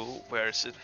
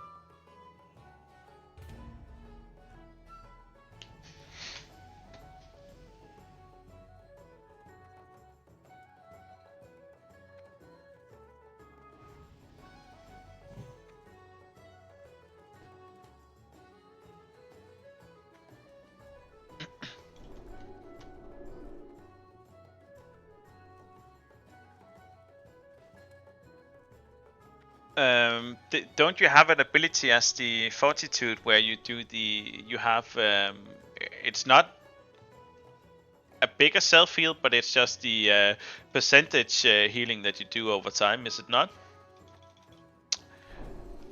I feel like I remember having that ability when I recorded the Venomancer Mana Storm video back in the beta. Because it was the only way that I could actually have any Arif effect to clear Mana Storm dungeons. And I do actually, you know, I miss that thing. They should, in my opinion, it's okay, it's a bit... They should add Mana Storm back, but at max levels. So I just fear that the Mana Storm, if it's added back in how it was, it's gonna take precedence in leveling up. And honestly, I prefer either doing dungeons or some people even quest. What is that? Ghosted. That's pretty cool. Is it bugged now? Do we have to...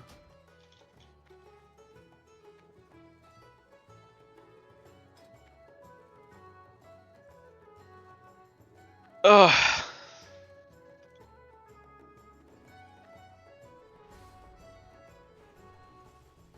Yeah, and I actually think we have to. Let me see.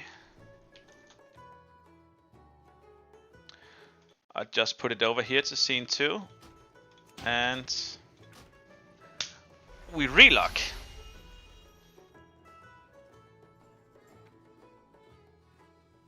Also,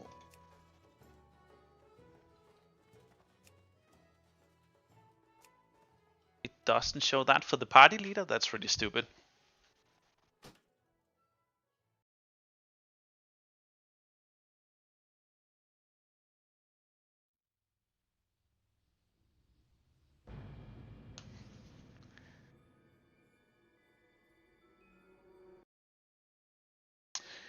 And we're back again to try and see. This is what happens when you add undead into the party to queue dungeons. Then your entire queue dies. I'm not a hater. I'm just explaining it how it is.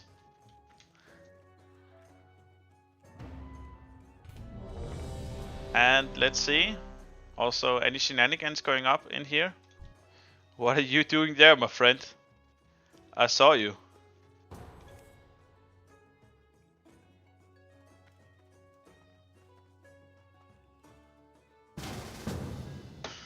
Oh, road to the other side? I don't think I've done this on this one before. That's good.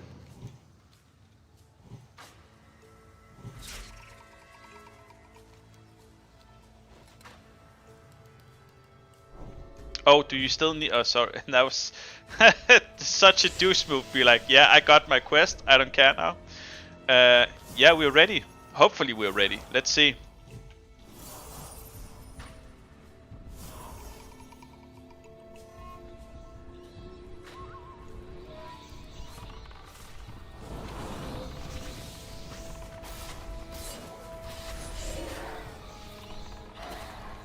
Let's Luna Eclipse the Touch of Moonlight, making it instant, and it also gives Grave Crypt the Eclipsing Arrows buff, so that I can just cast Hunter's Shot and it automatically heals him. So, you got your weapons out, that's good.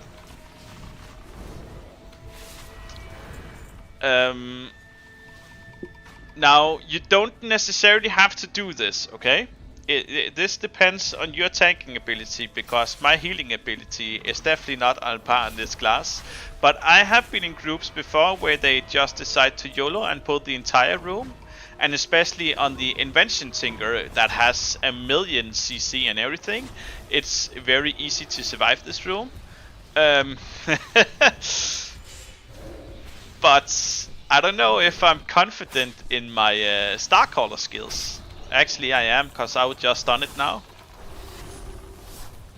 It was actually a very stupid time to even cast Stellar Convergence, because we didn't have mobs until... Just stay, I'll knock it over towards you. Oh, wait. Speaking of the devil, I saw that. Oh. Never mind.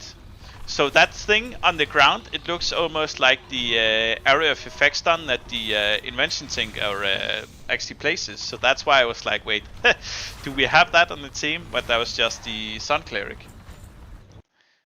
Okay.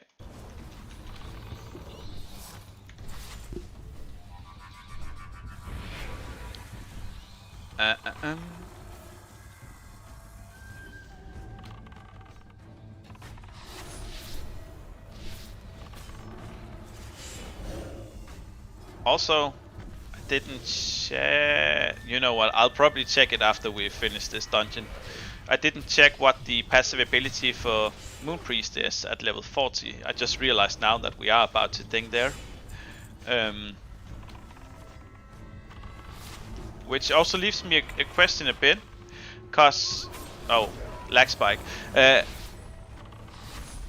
I don't know when to use my... I mean, I can always buy another potion of experience, but I am kind of wondering what should be the best point to do it. Obviously, you want to accumulate as many quests as possible in order to turn it in. However, I think I am at a point where I'm not really gonna be accumulating 20 quests completed for that to happen. But possibly, I'm just brainstorming out loud here, once reaching a level 51, 52, when I get a UBRS group and we go in, I could just pop the post experience, turn in the quest, and then just enjoy the extra experience from the at least the next hour inside that run.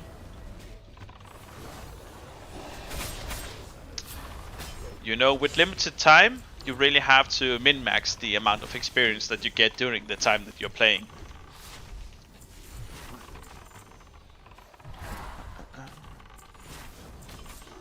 Also, didn't I have a quest to kill some of those things? The bats? Yeah, I do. So, okay, and this just speaks for the classes, okay? And I'm not sure if you noticed this yourself, Grave. You are way more comfortable to heal now as a bug than you ever were on your rebuff. Like, I will not say specifically that I felt like you were close to dying on your reaper, but this is just so much more comfortable to heal, man. It's like you have to be experiencing this yourself.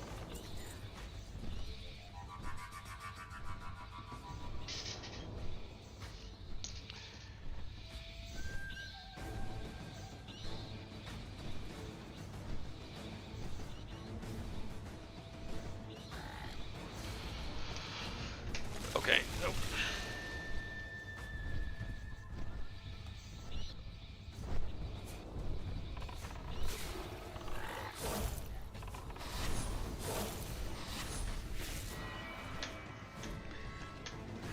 And I mean, maybe that is so. That is probably why I have, in general, bad experiences when I'm playing with other Reapers, and then you just have those godlike Reapers who, I don't know, are playing with 300 IQ, and they are not multitasking or doing anything, and they're just really locked in, and they can manage to clear an entire dungeon by themselves. But it's also funny, right? Because you can have a Reaper, they would just like Son Goku, they would be transporting everywhere, and be very strong. And they can be strong for like 12 minutes or so, and you will never have to heal them. And then all of a sudden they're just lying flat on the ground, and they're like, what?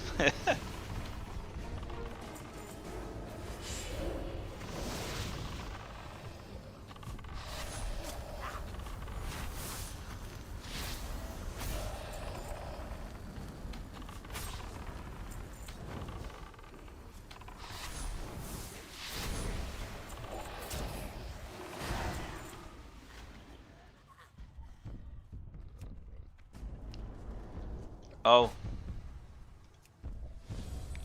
So, does that mean then that Reaper are more tanky?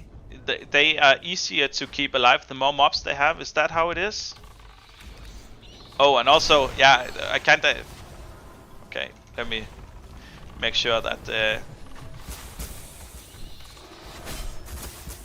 It's really interesting to me that you have so many like boss fights and everything in Koa, where strategy doesn't matter at all, and then you have like the last boss in Vaults of Inquisition, and you have this boss and the next, I believe, where you really need to actually focus up, because such a small thing can wipe you. It's not even this boss, the next boss. If he TPs next to you and you are not moving immediately by the time he TPs to you, you will just instantly die, right? Sorry. And I remember, like, every time I got in here on my Tinker even, you know, sometimes zoning out, because it also has a lot of passive healing where you're more looking at the UI keeping stuff up than you're actually healing most of the time. You know, just that split second difference between if you're moving directly when it happens or right after just means you're instantly dead, and it's infuriating to die like a noob.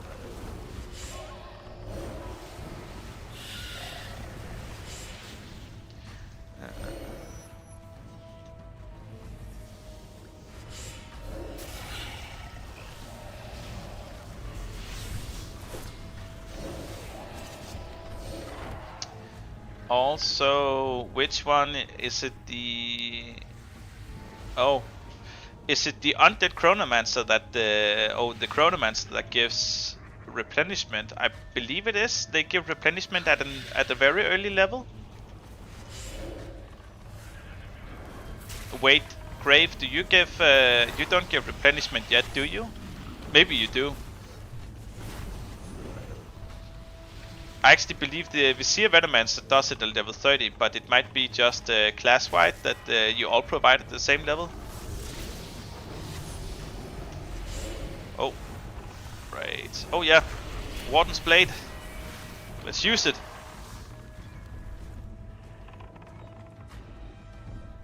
If you open your spell book, it should be your level 30 passive. At least it is for the Vizier Venomancer. So you can check there yourself if any of your abilities provide replenishment there. I love it. Like, replenishment is, in my opinion, it's the strongest buff you can have as a healer. Unless you're playing a Primalist, in which case it doesn't really matter, right?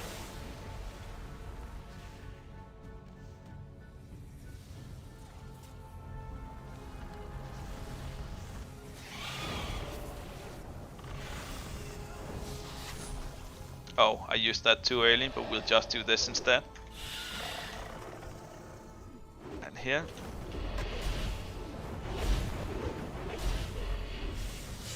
And again. Oh, no. You know, I just remembered. Bro, I'm so stupid. I'm so stupid. I just realized we got the Scattered Stars talent earlier. No, the Blessed by the Stars that makes it so every time we do Silverstream, we add the Scattered Stars in our targets. Bro, this is huge. Don't you dare kill all the mobs. We'll just have to attempt this and see how it is. Oh, I have AoE damage. It might not be a lot. Wait, does it then stack? Does this stack? Okay, oh, bro. Stop moving. I need to test this. Oh!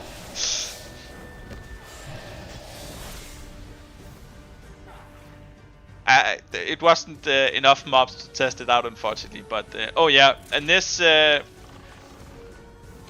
the #1 boss that I really hate. I love mechanics where you have to watch out what you're doing, but god damn it, does he not leave a lot of time to actually realize whether or not you can move safely or not.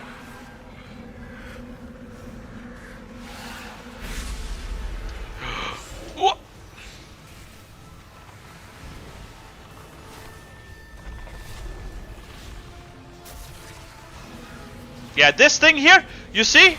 If you don't move from that immediately, you will get smacked in the face. And he's not sincere about it. And I've also had it where I'm close to get... Oh yeah, so you see like this? This is how he tricks you and kills you. I hate this boss.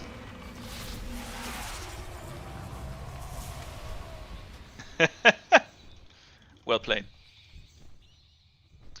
Oh, and this room is also very exciting, where the tanks sometimes just decide, you know, let's pull everything.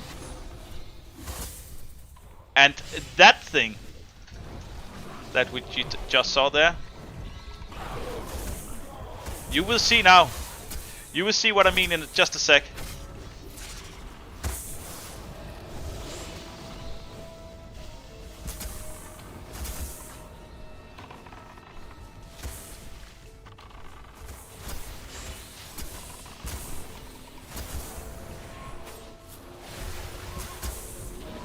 Can I keep this up just with Silverstream? Oh, and I can also just stun them.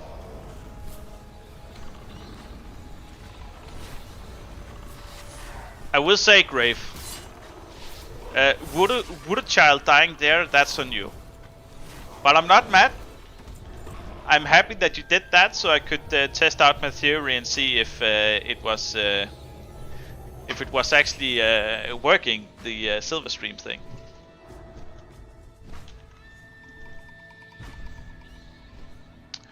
Also, wait, I have arcane resist, increases arcane resistance. I totally forgot. This is why we have noob in the name. Oh yeah, we should click on these. We didn't click here. I'll take it. Don't you worry, child. Okay. Oh, and this is where you pop Stellar Convergence and you just go ham with 100 shots. And now, when you cast it next time, yes! Now we use... Why didn't it use it?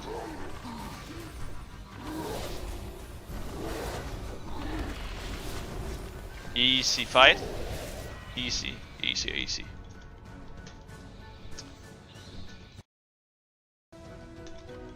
Good! Good job, Grave.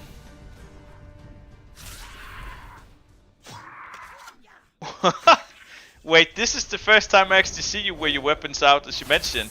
I was like, what do you mean? But that was really cool. Oh.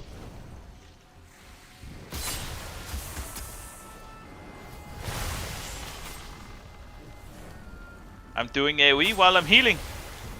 Wait. This, bro, this is... I just realized now, it's not like it does a lot of area of effect damage. But because of all the scattered stars things, I will never run out of mana. It is literally, you can just make a pull like that, and I can keep everyone up forever without ever losing any mana. That's OP. Okay, let's run. Follow me.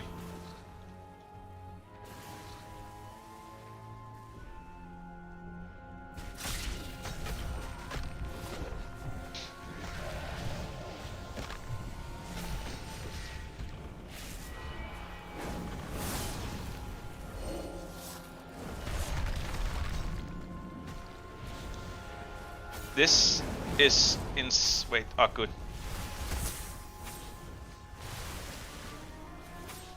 Look, I just do this, boom! You're full HP, it's even... just... Oh! Starcaller is now in the best tier.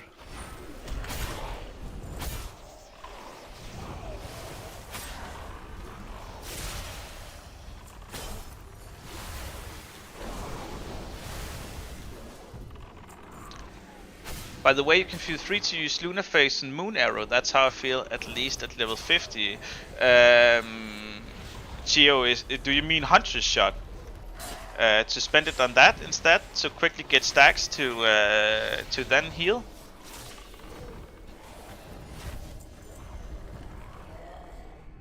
Because Lunar Phase doesn't really do anything for Moon Arrow, at least not at this level. I'm guessing that's what you mean. Yeah, for single target, I'm guessing you're right with that. It's just... Maybe it's just me, but generally I feel like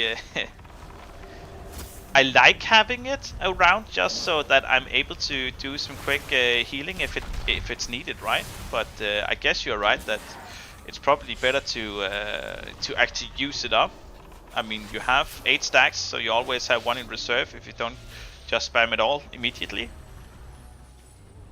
And Impala, you found out on Discord that they fixed the... What was the original bug with the Bramble patch that you reported? I'm not sure I quite understood it. It was something with the cooldown reduction, right?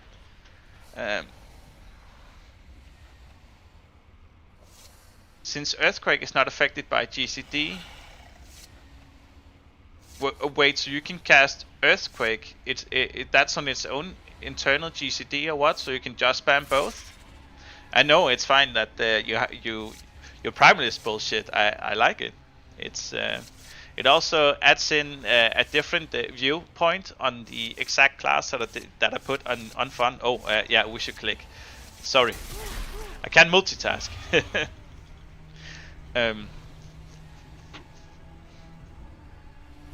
And sorry, Hempable, what I was talking about before, the scattered stars mechanic together with Silverstream. So Silverstream is the new area of effect heal that they've added for the Starcaller, which works like it has the same animation as Chain Heal does now in current retail WoW. What it does with the Blessed by Stars talent is when you see. When I heal these with these guys, it adds scattered stars. And when you use scattered stars, or when you use Moonflow after having procced Lunar Eclipse, it both makes it not trigger cooldown, but it also works as an arrow if you affect Lunar lands, basically triggering all your scattered stars. And that gives you back mana, so it means if you're just AoE healing, you have infinite mana, because you can just Silver Stream heal into Lunar Eclipse Moonflow and just keep going like that. Pretty overpowered.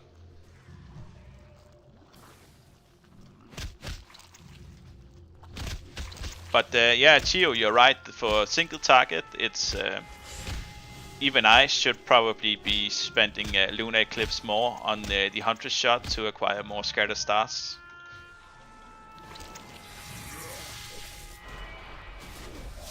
And can I, do I have time enough to do this? Maybe I do. And don't do this. Ah, it didn't do any burst damage that I was hoping for.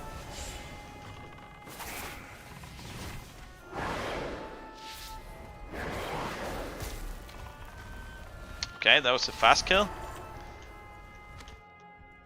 Easy. And let me just check. People can turn in here if they need to. 1, 2, 3, 4, 5, 6, 7, 8. 8. How many still have 6 slots left? So yeah, I still have some way to go, but let's leave party.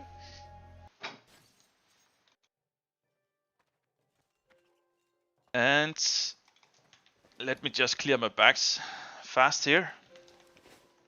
I'll re-invite you. Oh, you're already in a group still.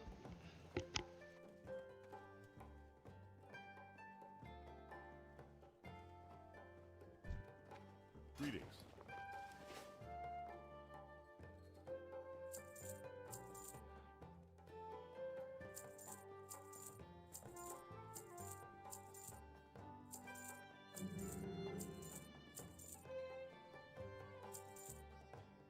Be careful.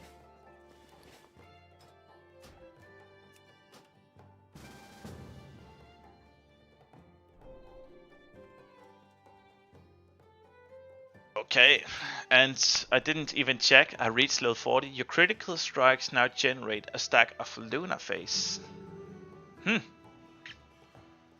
Okay. Gaining mana no longer generates threat. I didn't know this was an issue for the Starcaller specifically, but I actually do believe I read something about this on the Discord at some point, that they changed it because it was giving Starcaller, the Moon Priest Starcaller was generating way more rage or way more threat than any of the other healers combined. So okay. What is my crit? Just wondering. Let me see here. Range critical chance 60. Okay, so I crit a lot actually. Okay, so this means I will have a lot of those loot. Wait. Because critical strikes, that also means from healing. So exactly what the feedback loop I was talking about before, when you use Silver Stream, you accumulate those scattered stars, you pop Lunar Eclipse, you use Moonflow, and it doesn't trigger any cooldown, and it consumes scattered stars because you use Lunar Eclipse. That does a million things at once that will all critically heal, and you will have full Lunar phase stacks again to do another Lunar Eclipse. So it just feeds off itself. That's really OP, man. That's really busted. Okay, let's see.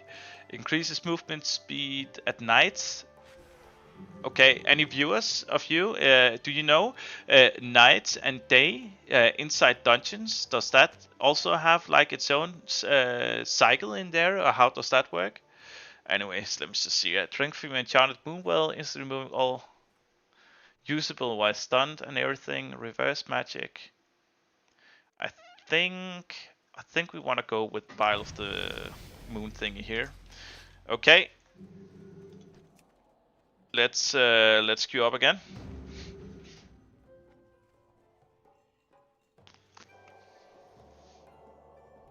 And hey Vampe, it's good to see you, my friend.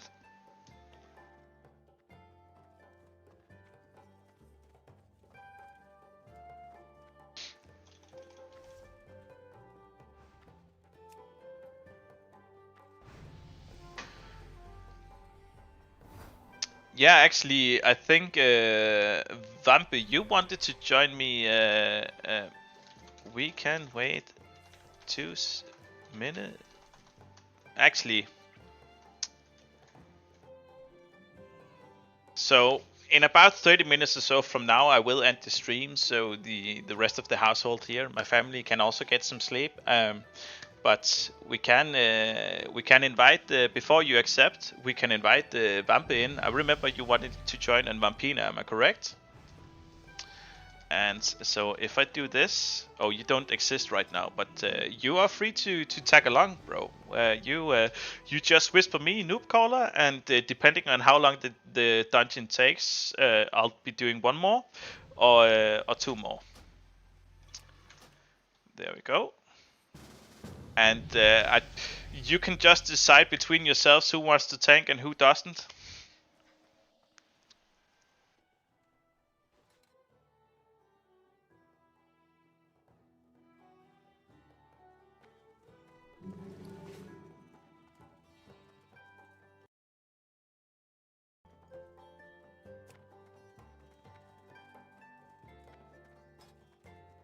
Also, yeah. I added you to the friend list, Vampi, so if you add back, I will be able to see potentially when you're online in the future, so I can stalk you.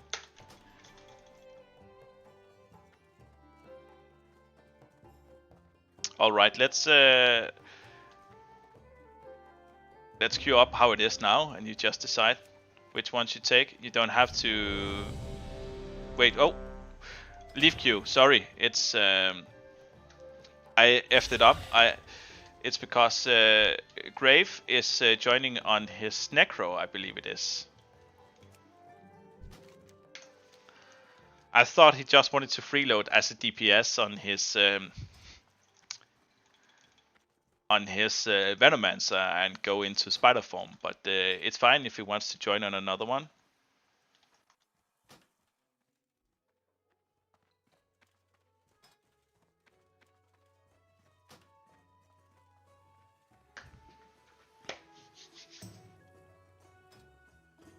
There we go. Oh. Yeah, we can still do it. We just have to queue up for Blackrock Caverns, and I am actually unsure if, yeah. So,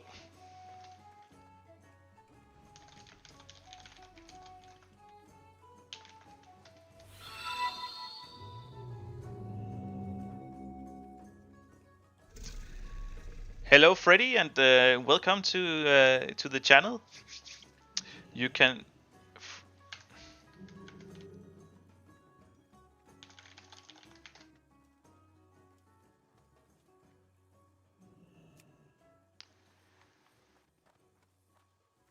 Yeah, Grave, you can just. I mean, it's fine if you do bad DPS on. I mean, it's up to you.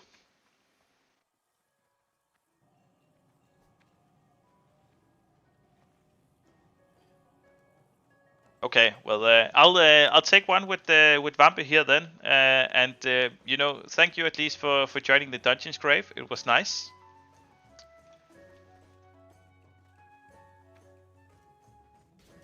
Is it bugged now though? Yeah, it is. So, okay.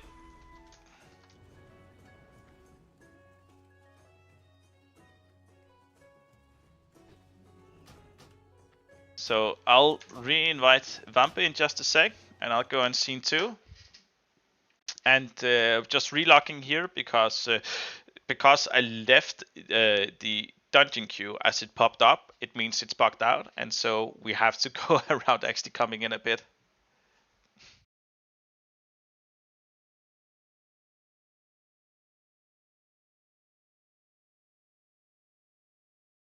And let's join again. I'll put it back here so you guys can see the loading screen. And it's not actually what is something like super secret in the background. It's just some of the characters that I have there some projects I'm working on, and I prefer to keep some of the things a bit of a secret before it's just on, revealed to everyone. So, but the Vampire, I'll invite you. You are a Guardian, I see, and if you're ready, let's try and queue up and see how we'll do.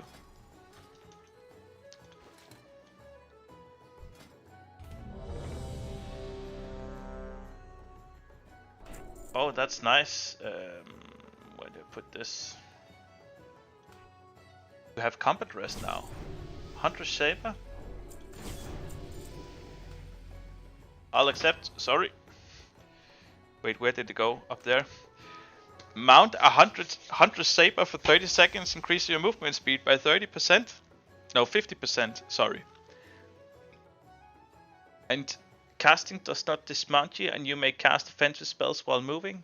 Did this just move the Starcaller or Starcaller up the tier list again? This is. Oh, I'm ready. Let's go. I'm fully hyped. I'm ready to mount the steed. Also, let me give you this one. I don't care about the other things. Oh, if people need quests, you can talk with the head here. If you steal my magenta caps, I will be crying.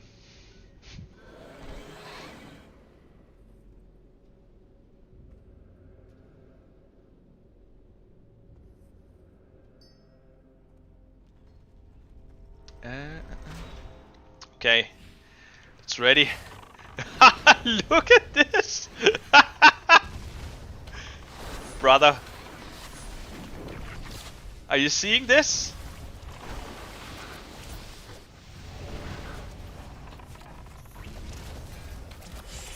Okay, so I do this. And I can directly go into this here. And I have full mana. You see? I had full mana. That gave me full mana. This is what I mean. This is the feedback loop. This is the feedback loop. You guys see this?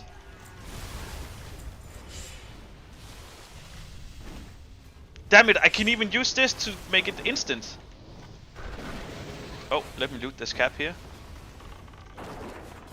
And again. Okay, look. Full HP, full mana. Bro. This class is officially busted. Impala, where are you?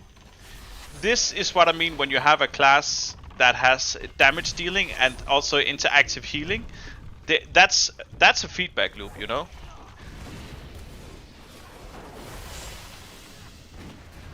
This is overpowered. And I love it. I'm all for it. Overpowered per se, maybe that's a bit too much. I think if I was playing like a Flame Weaving Pyromancer at this point, I would just walk up and I would do Cleansing Flames, and I'd still be doing the same amount of healing that I'm doing currently, but also contributing way more DPS. But it is still just fun to see that you can just be spamming AoE abilities like this. And you just have full Lunar Phase stacks as well, because of the odds of you critically striking when you have so many things going off at once, and every critical strike should give you a Lunar stack. It's really overpowered. Oh, and Short Sister, you're saying when you get Celestial Form it's even more broken? I don't think I can handle any more brokenness, to be honest. I almost hope you're wrong, because that sounds insane if that is true. Look at this. I'm not even paying attention.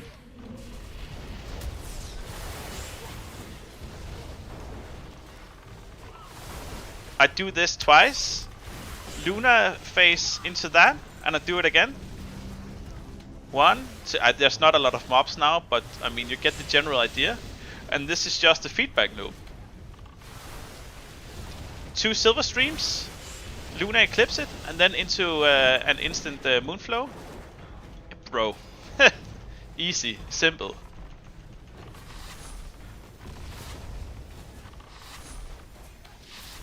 Also, I didn't check. Celestial form is down there. 15. Oh, it's only at 1 money cooldown. Okay. You know, it's actually the only thing that I'm really. And this is again, obviously, they didn't design this too much because they added Silverstream because there were some obvious flaws with how the Starcaller works.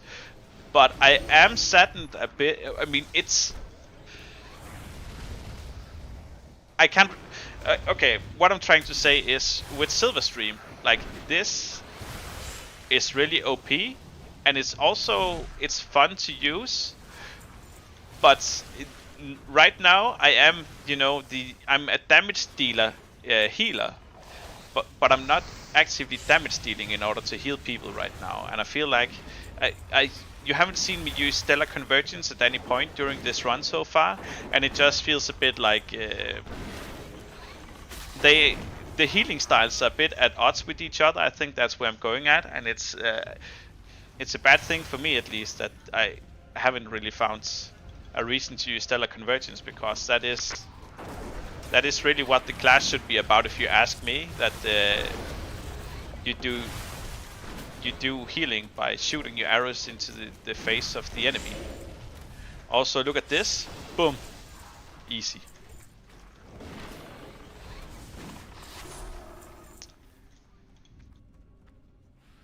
Yeah, exactly. You should say Stellar Convergence. Like, Stellar Convergence has its place, especially in raids, because it's actually does it even? Does Lunar Phase when it heals? No, it's only up to 5 allies. Okay, so Stellar Convergence still has its place as a raid healing cooldown inside raids, because it happens to everybody, not only your own groups. Oh, and I should be paying a bit attention here. I got you. Hopefully I got you. Let's see. Yeah, now we do. Now we just do this. Easy, simple.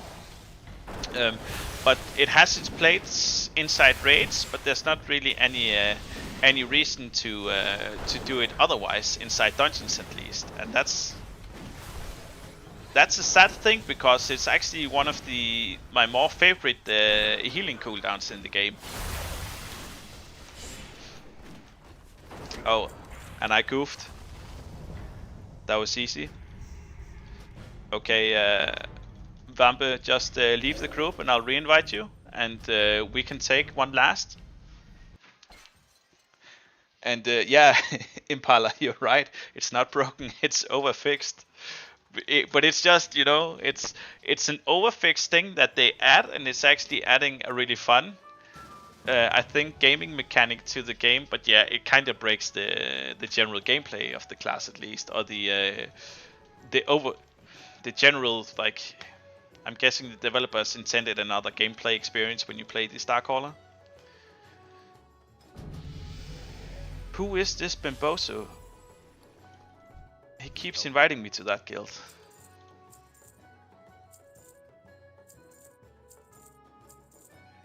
Okay, so Vampe, you ready? Round 2, also the final rounds. Wait, is it not working again? Okay. Remake and relock. And I'll just change scenes again here, so don't forget. Okay, you guys typed a lot of things while I was there, so okay.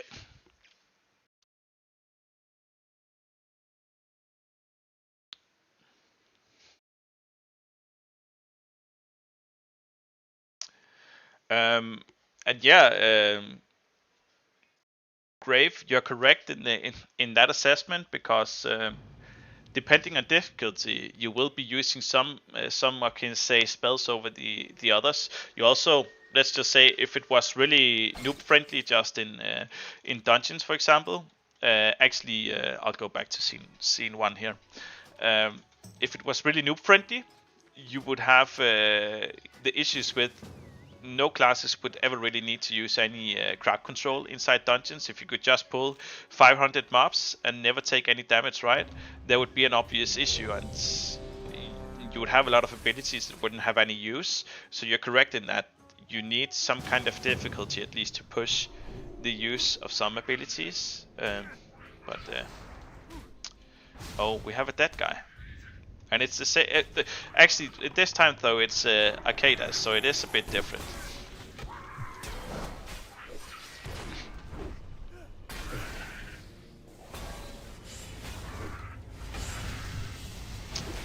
Oh, Ethan, my guy.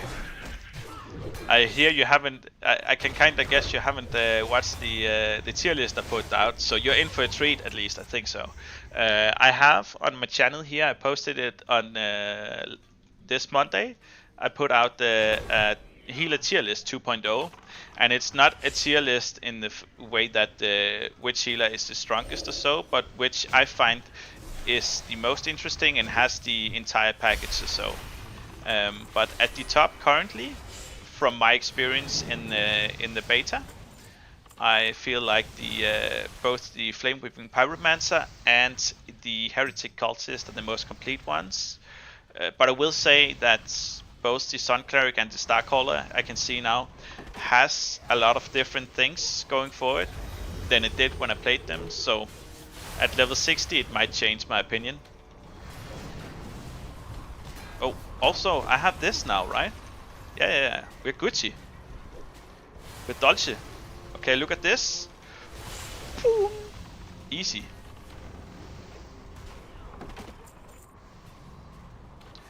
Come on. Just have to avoid the tornadoes a bit here. Also, I should dispel that.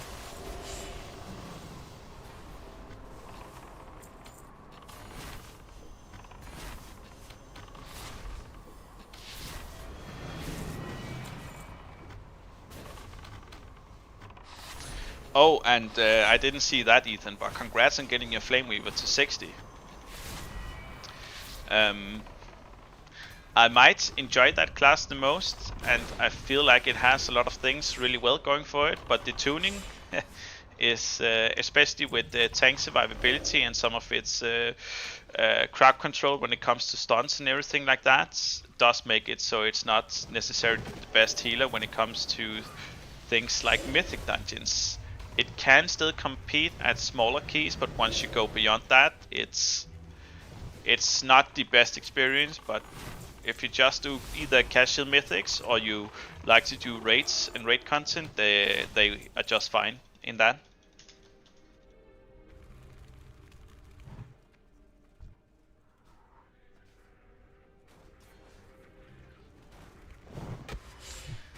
Also, what is up with the DPSs in this group?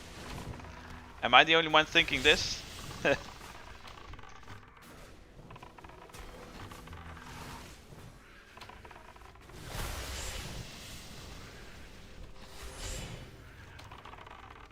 Did everyone come here now? I think they did.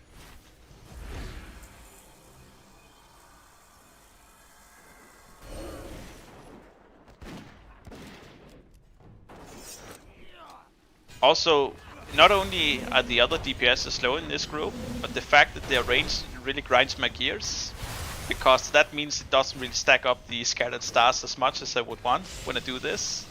Right, so I actually feel like it's better to single target at this point. Oh, I'll come.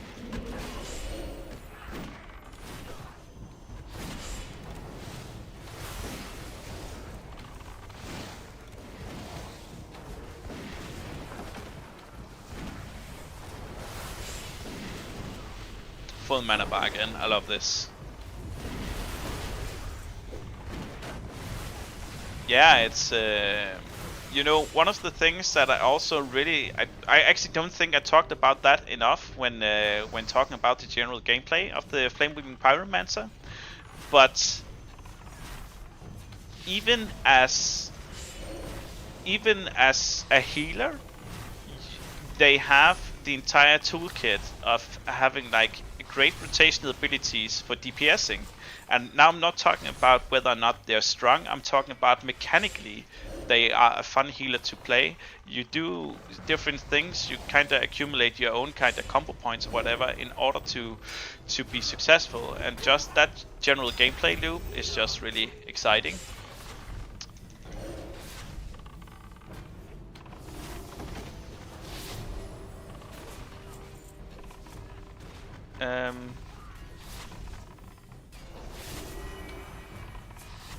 He's using precision shot and quick shot in those. I actually have no idea which of the rangers use what abilities.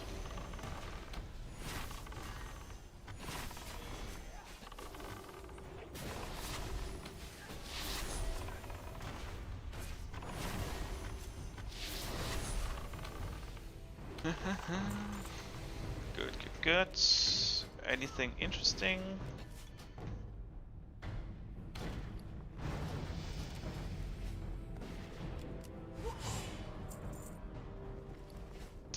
I keep forgetting I have Warden's Blade. Oh, I never even checked like this. The vial of the moon. Oh, it's only a vial. I never really actually read that ability entirely.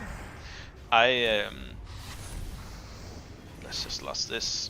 I initially thought that you actually put up a moon well, and I thought, okay, that ability is really cool. But apparently you just drink a potion. That doesn't really bring up the cool weight. This doesn't count as line of sight. Okay, we'll just go over here then.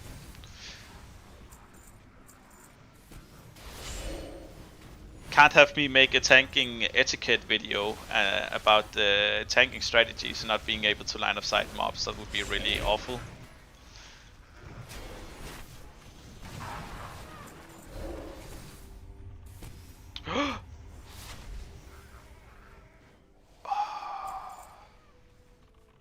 You know, I kinda just want to take it because of the transmog, but also the fact if the other guys, I didn't check if they had heirlooms or not. Oh, I got you, bro. It would be a douche move to steal it over someone who actually needs it for DPS.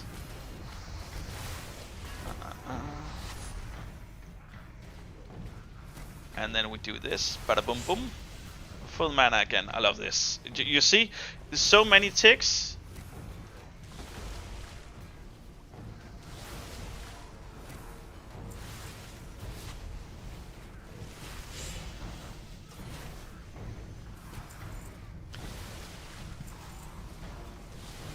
I mean, it's not even because it's doing any real DPS, so I think half the time we would probably be better off with me using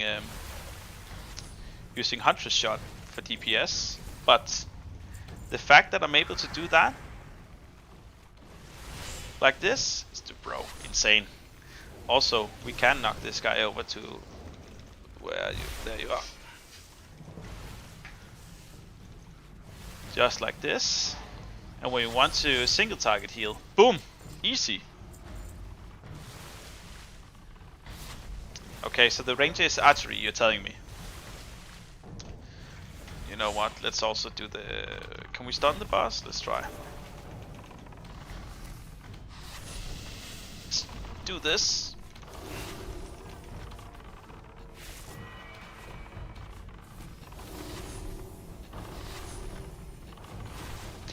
Also, I keep forgetting, now that I do critical hits, that also applies Scattered Stars, so I need to actually be watching this more. I can't just spam Lunar Lance much more than I have been doing before.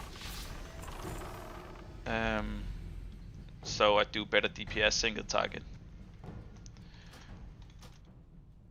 But hey, noob is in the name. I'm allowed to F it up. Oh, oof. Agenta cap clusters. Yes! 5 out of 12.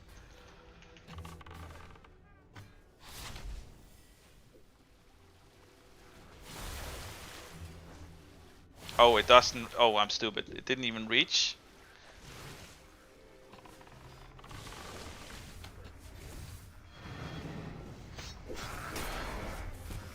Oh, wait. So I can't do that while moving. I can cast Huntress Shot, but I can't do the other things. But you know, just this.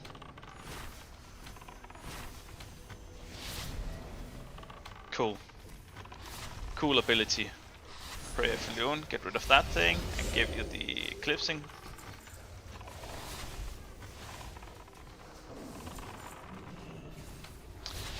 Oh, since I have that much more heal, maybe he can... I think... I mean, potentially he could, but we don't really have any classes that can do area of effect damage. Is there? I don't think there is. So,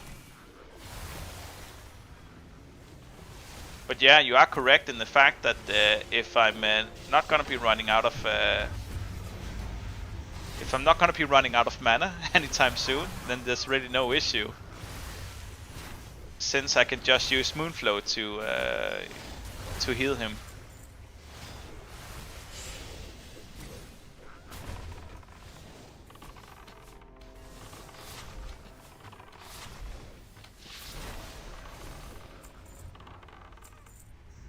And you know, it's actually the only thing that would be an issue, and it's also just in general always an issue with the Starcaller. Is imagine, okay, we come in. Okay, if you saw the Stockades run we had earlier with the Witch Hunter, who just went absolute mongoloid. It would have been so much stronger if I could do what I'm doing now inside that dungeon. But I'm also, if he would die before I would actually do the ramp up, because I still need to do 2 silver streams before it's worth casting Moonflow, right? Then it's not overpowered. People still need to be able to survive for me to use those 2 GCDs in order to set up first.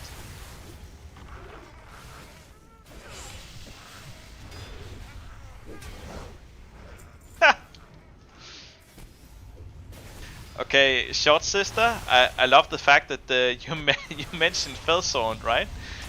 Cause that is in my bottom 3 list of tanks that I want to see inside dungeons. I think Felsworn is probably, it might even be at the bottom, because I don't know how they survive in general. I'm not too much into their general mechanics. I know that some of them are very survivable, but most of them has the mindset that I'm just gonna pull the entire dungeon, and then you can't. I mean, even if you had the strongest heal, you don't even have time enough to get that cast off, because it just dies so fast, right?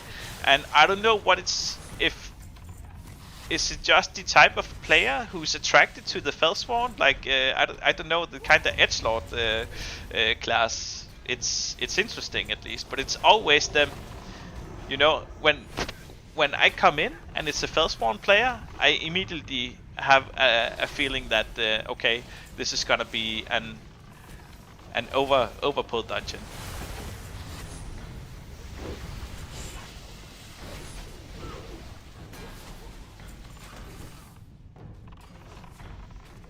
Yeah, it's the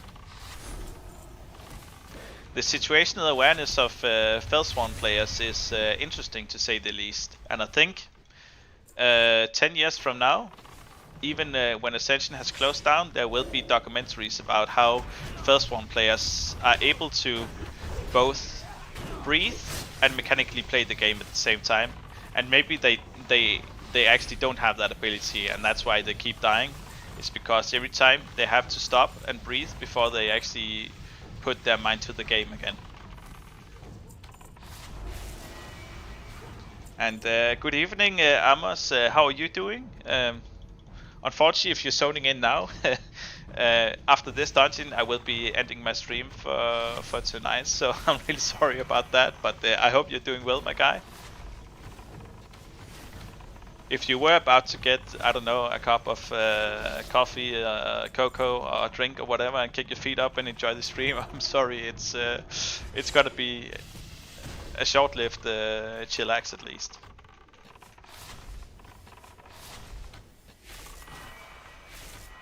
It's just so you know, but you are of course very welcome to stay for the duration.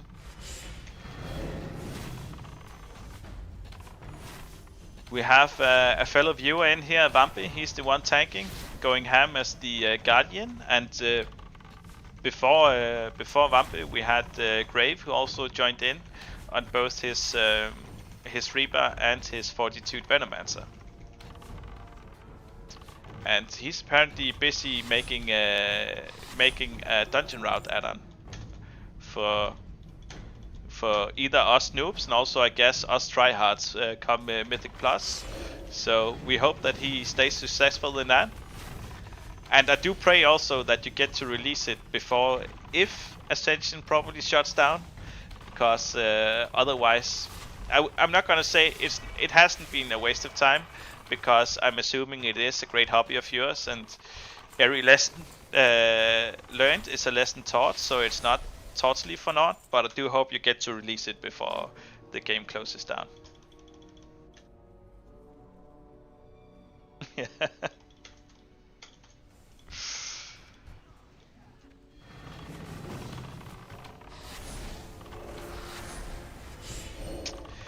You know, it's like before.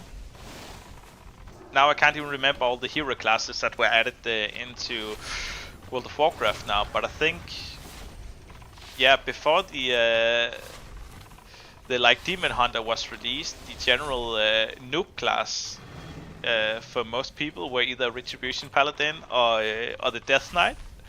And it's funny to see that you just have a specific type of players apparently with some kind of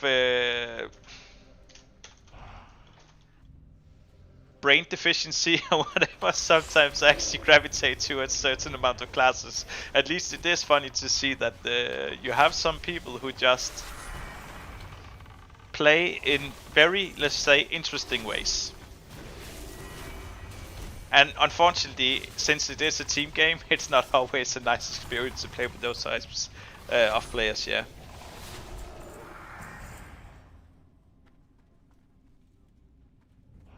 And thank you for tuning in, Impala. It was nice having you around here to interact, and it's always fun to listen to a very passionate Grovekeeper player.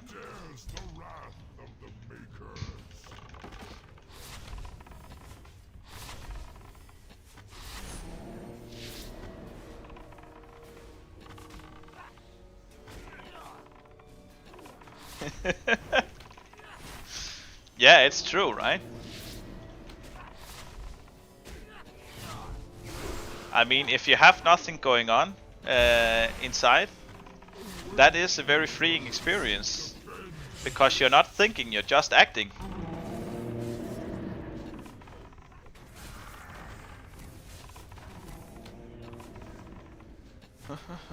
Oh, maybe it's time to do this instantly and then do that. Did I get it in time? And I have full mana.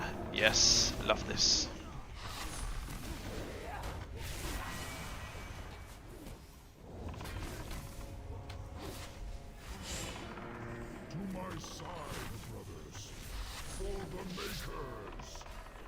Does it even matter to keep up eclipsing arrows on you? I don't even think it does. What?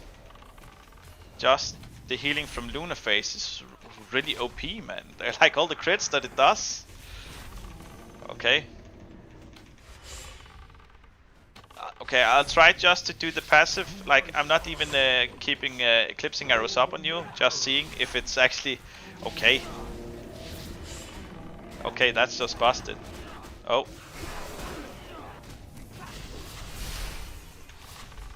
Ignore the mobs. Kill the boss.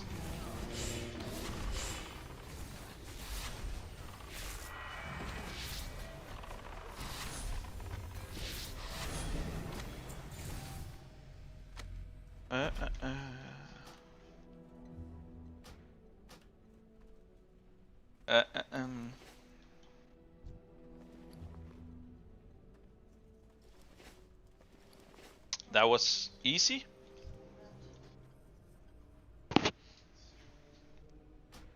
So yeah, unfortunately it was only 2 dungeons, Vampy, but thank you for joining, and thank you everyone who tuned in tonight. It's been fantastic interacting with all of you, and I am looking forward to the next stream. I can't say when it will happen because it also depends on my real life schedule and everything, but yeah. I'm definitely up for more runs in the future, Vampy, and also for you, Grave, if you are watching, and anyone else in the chat. I'm grateful that you wanted to spend the evening with me, and hopefully you also get to continue having a great evening without me. So thank you guys for watching. This was Noob Hill.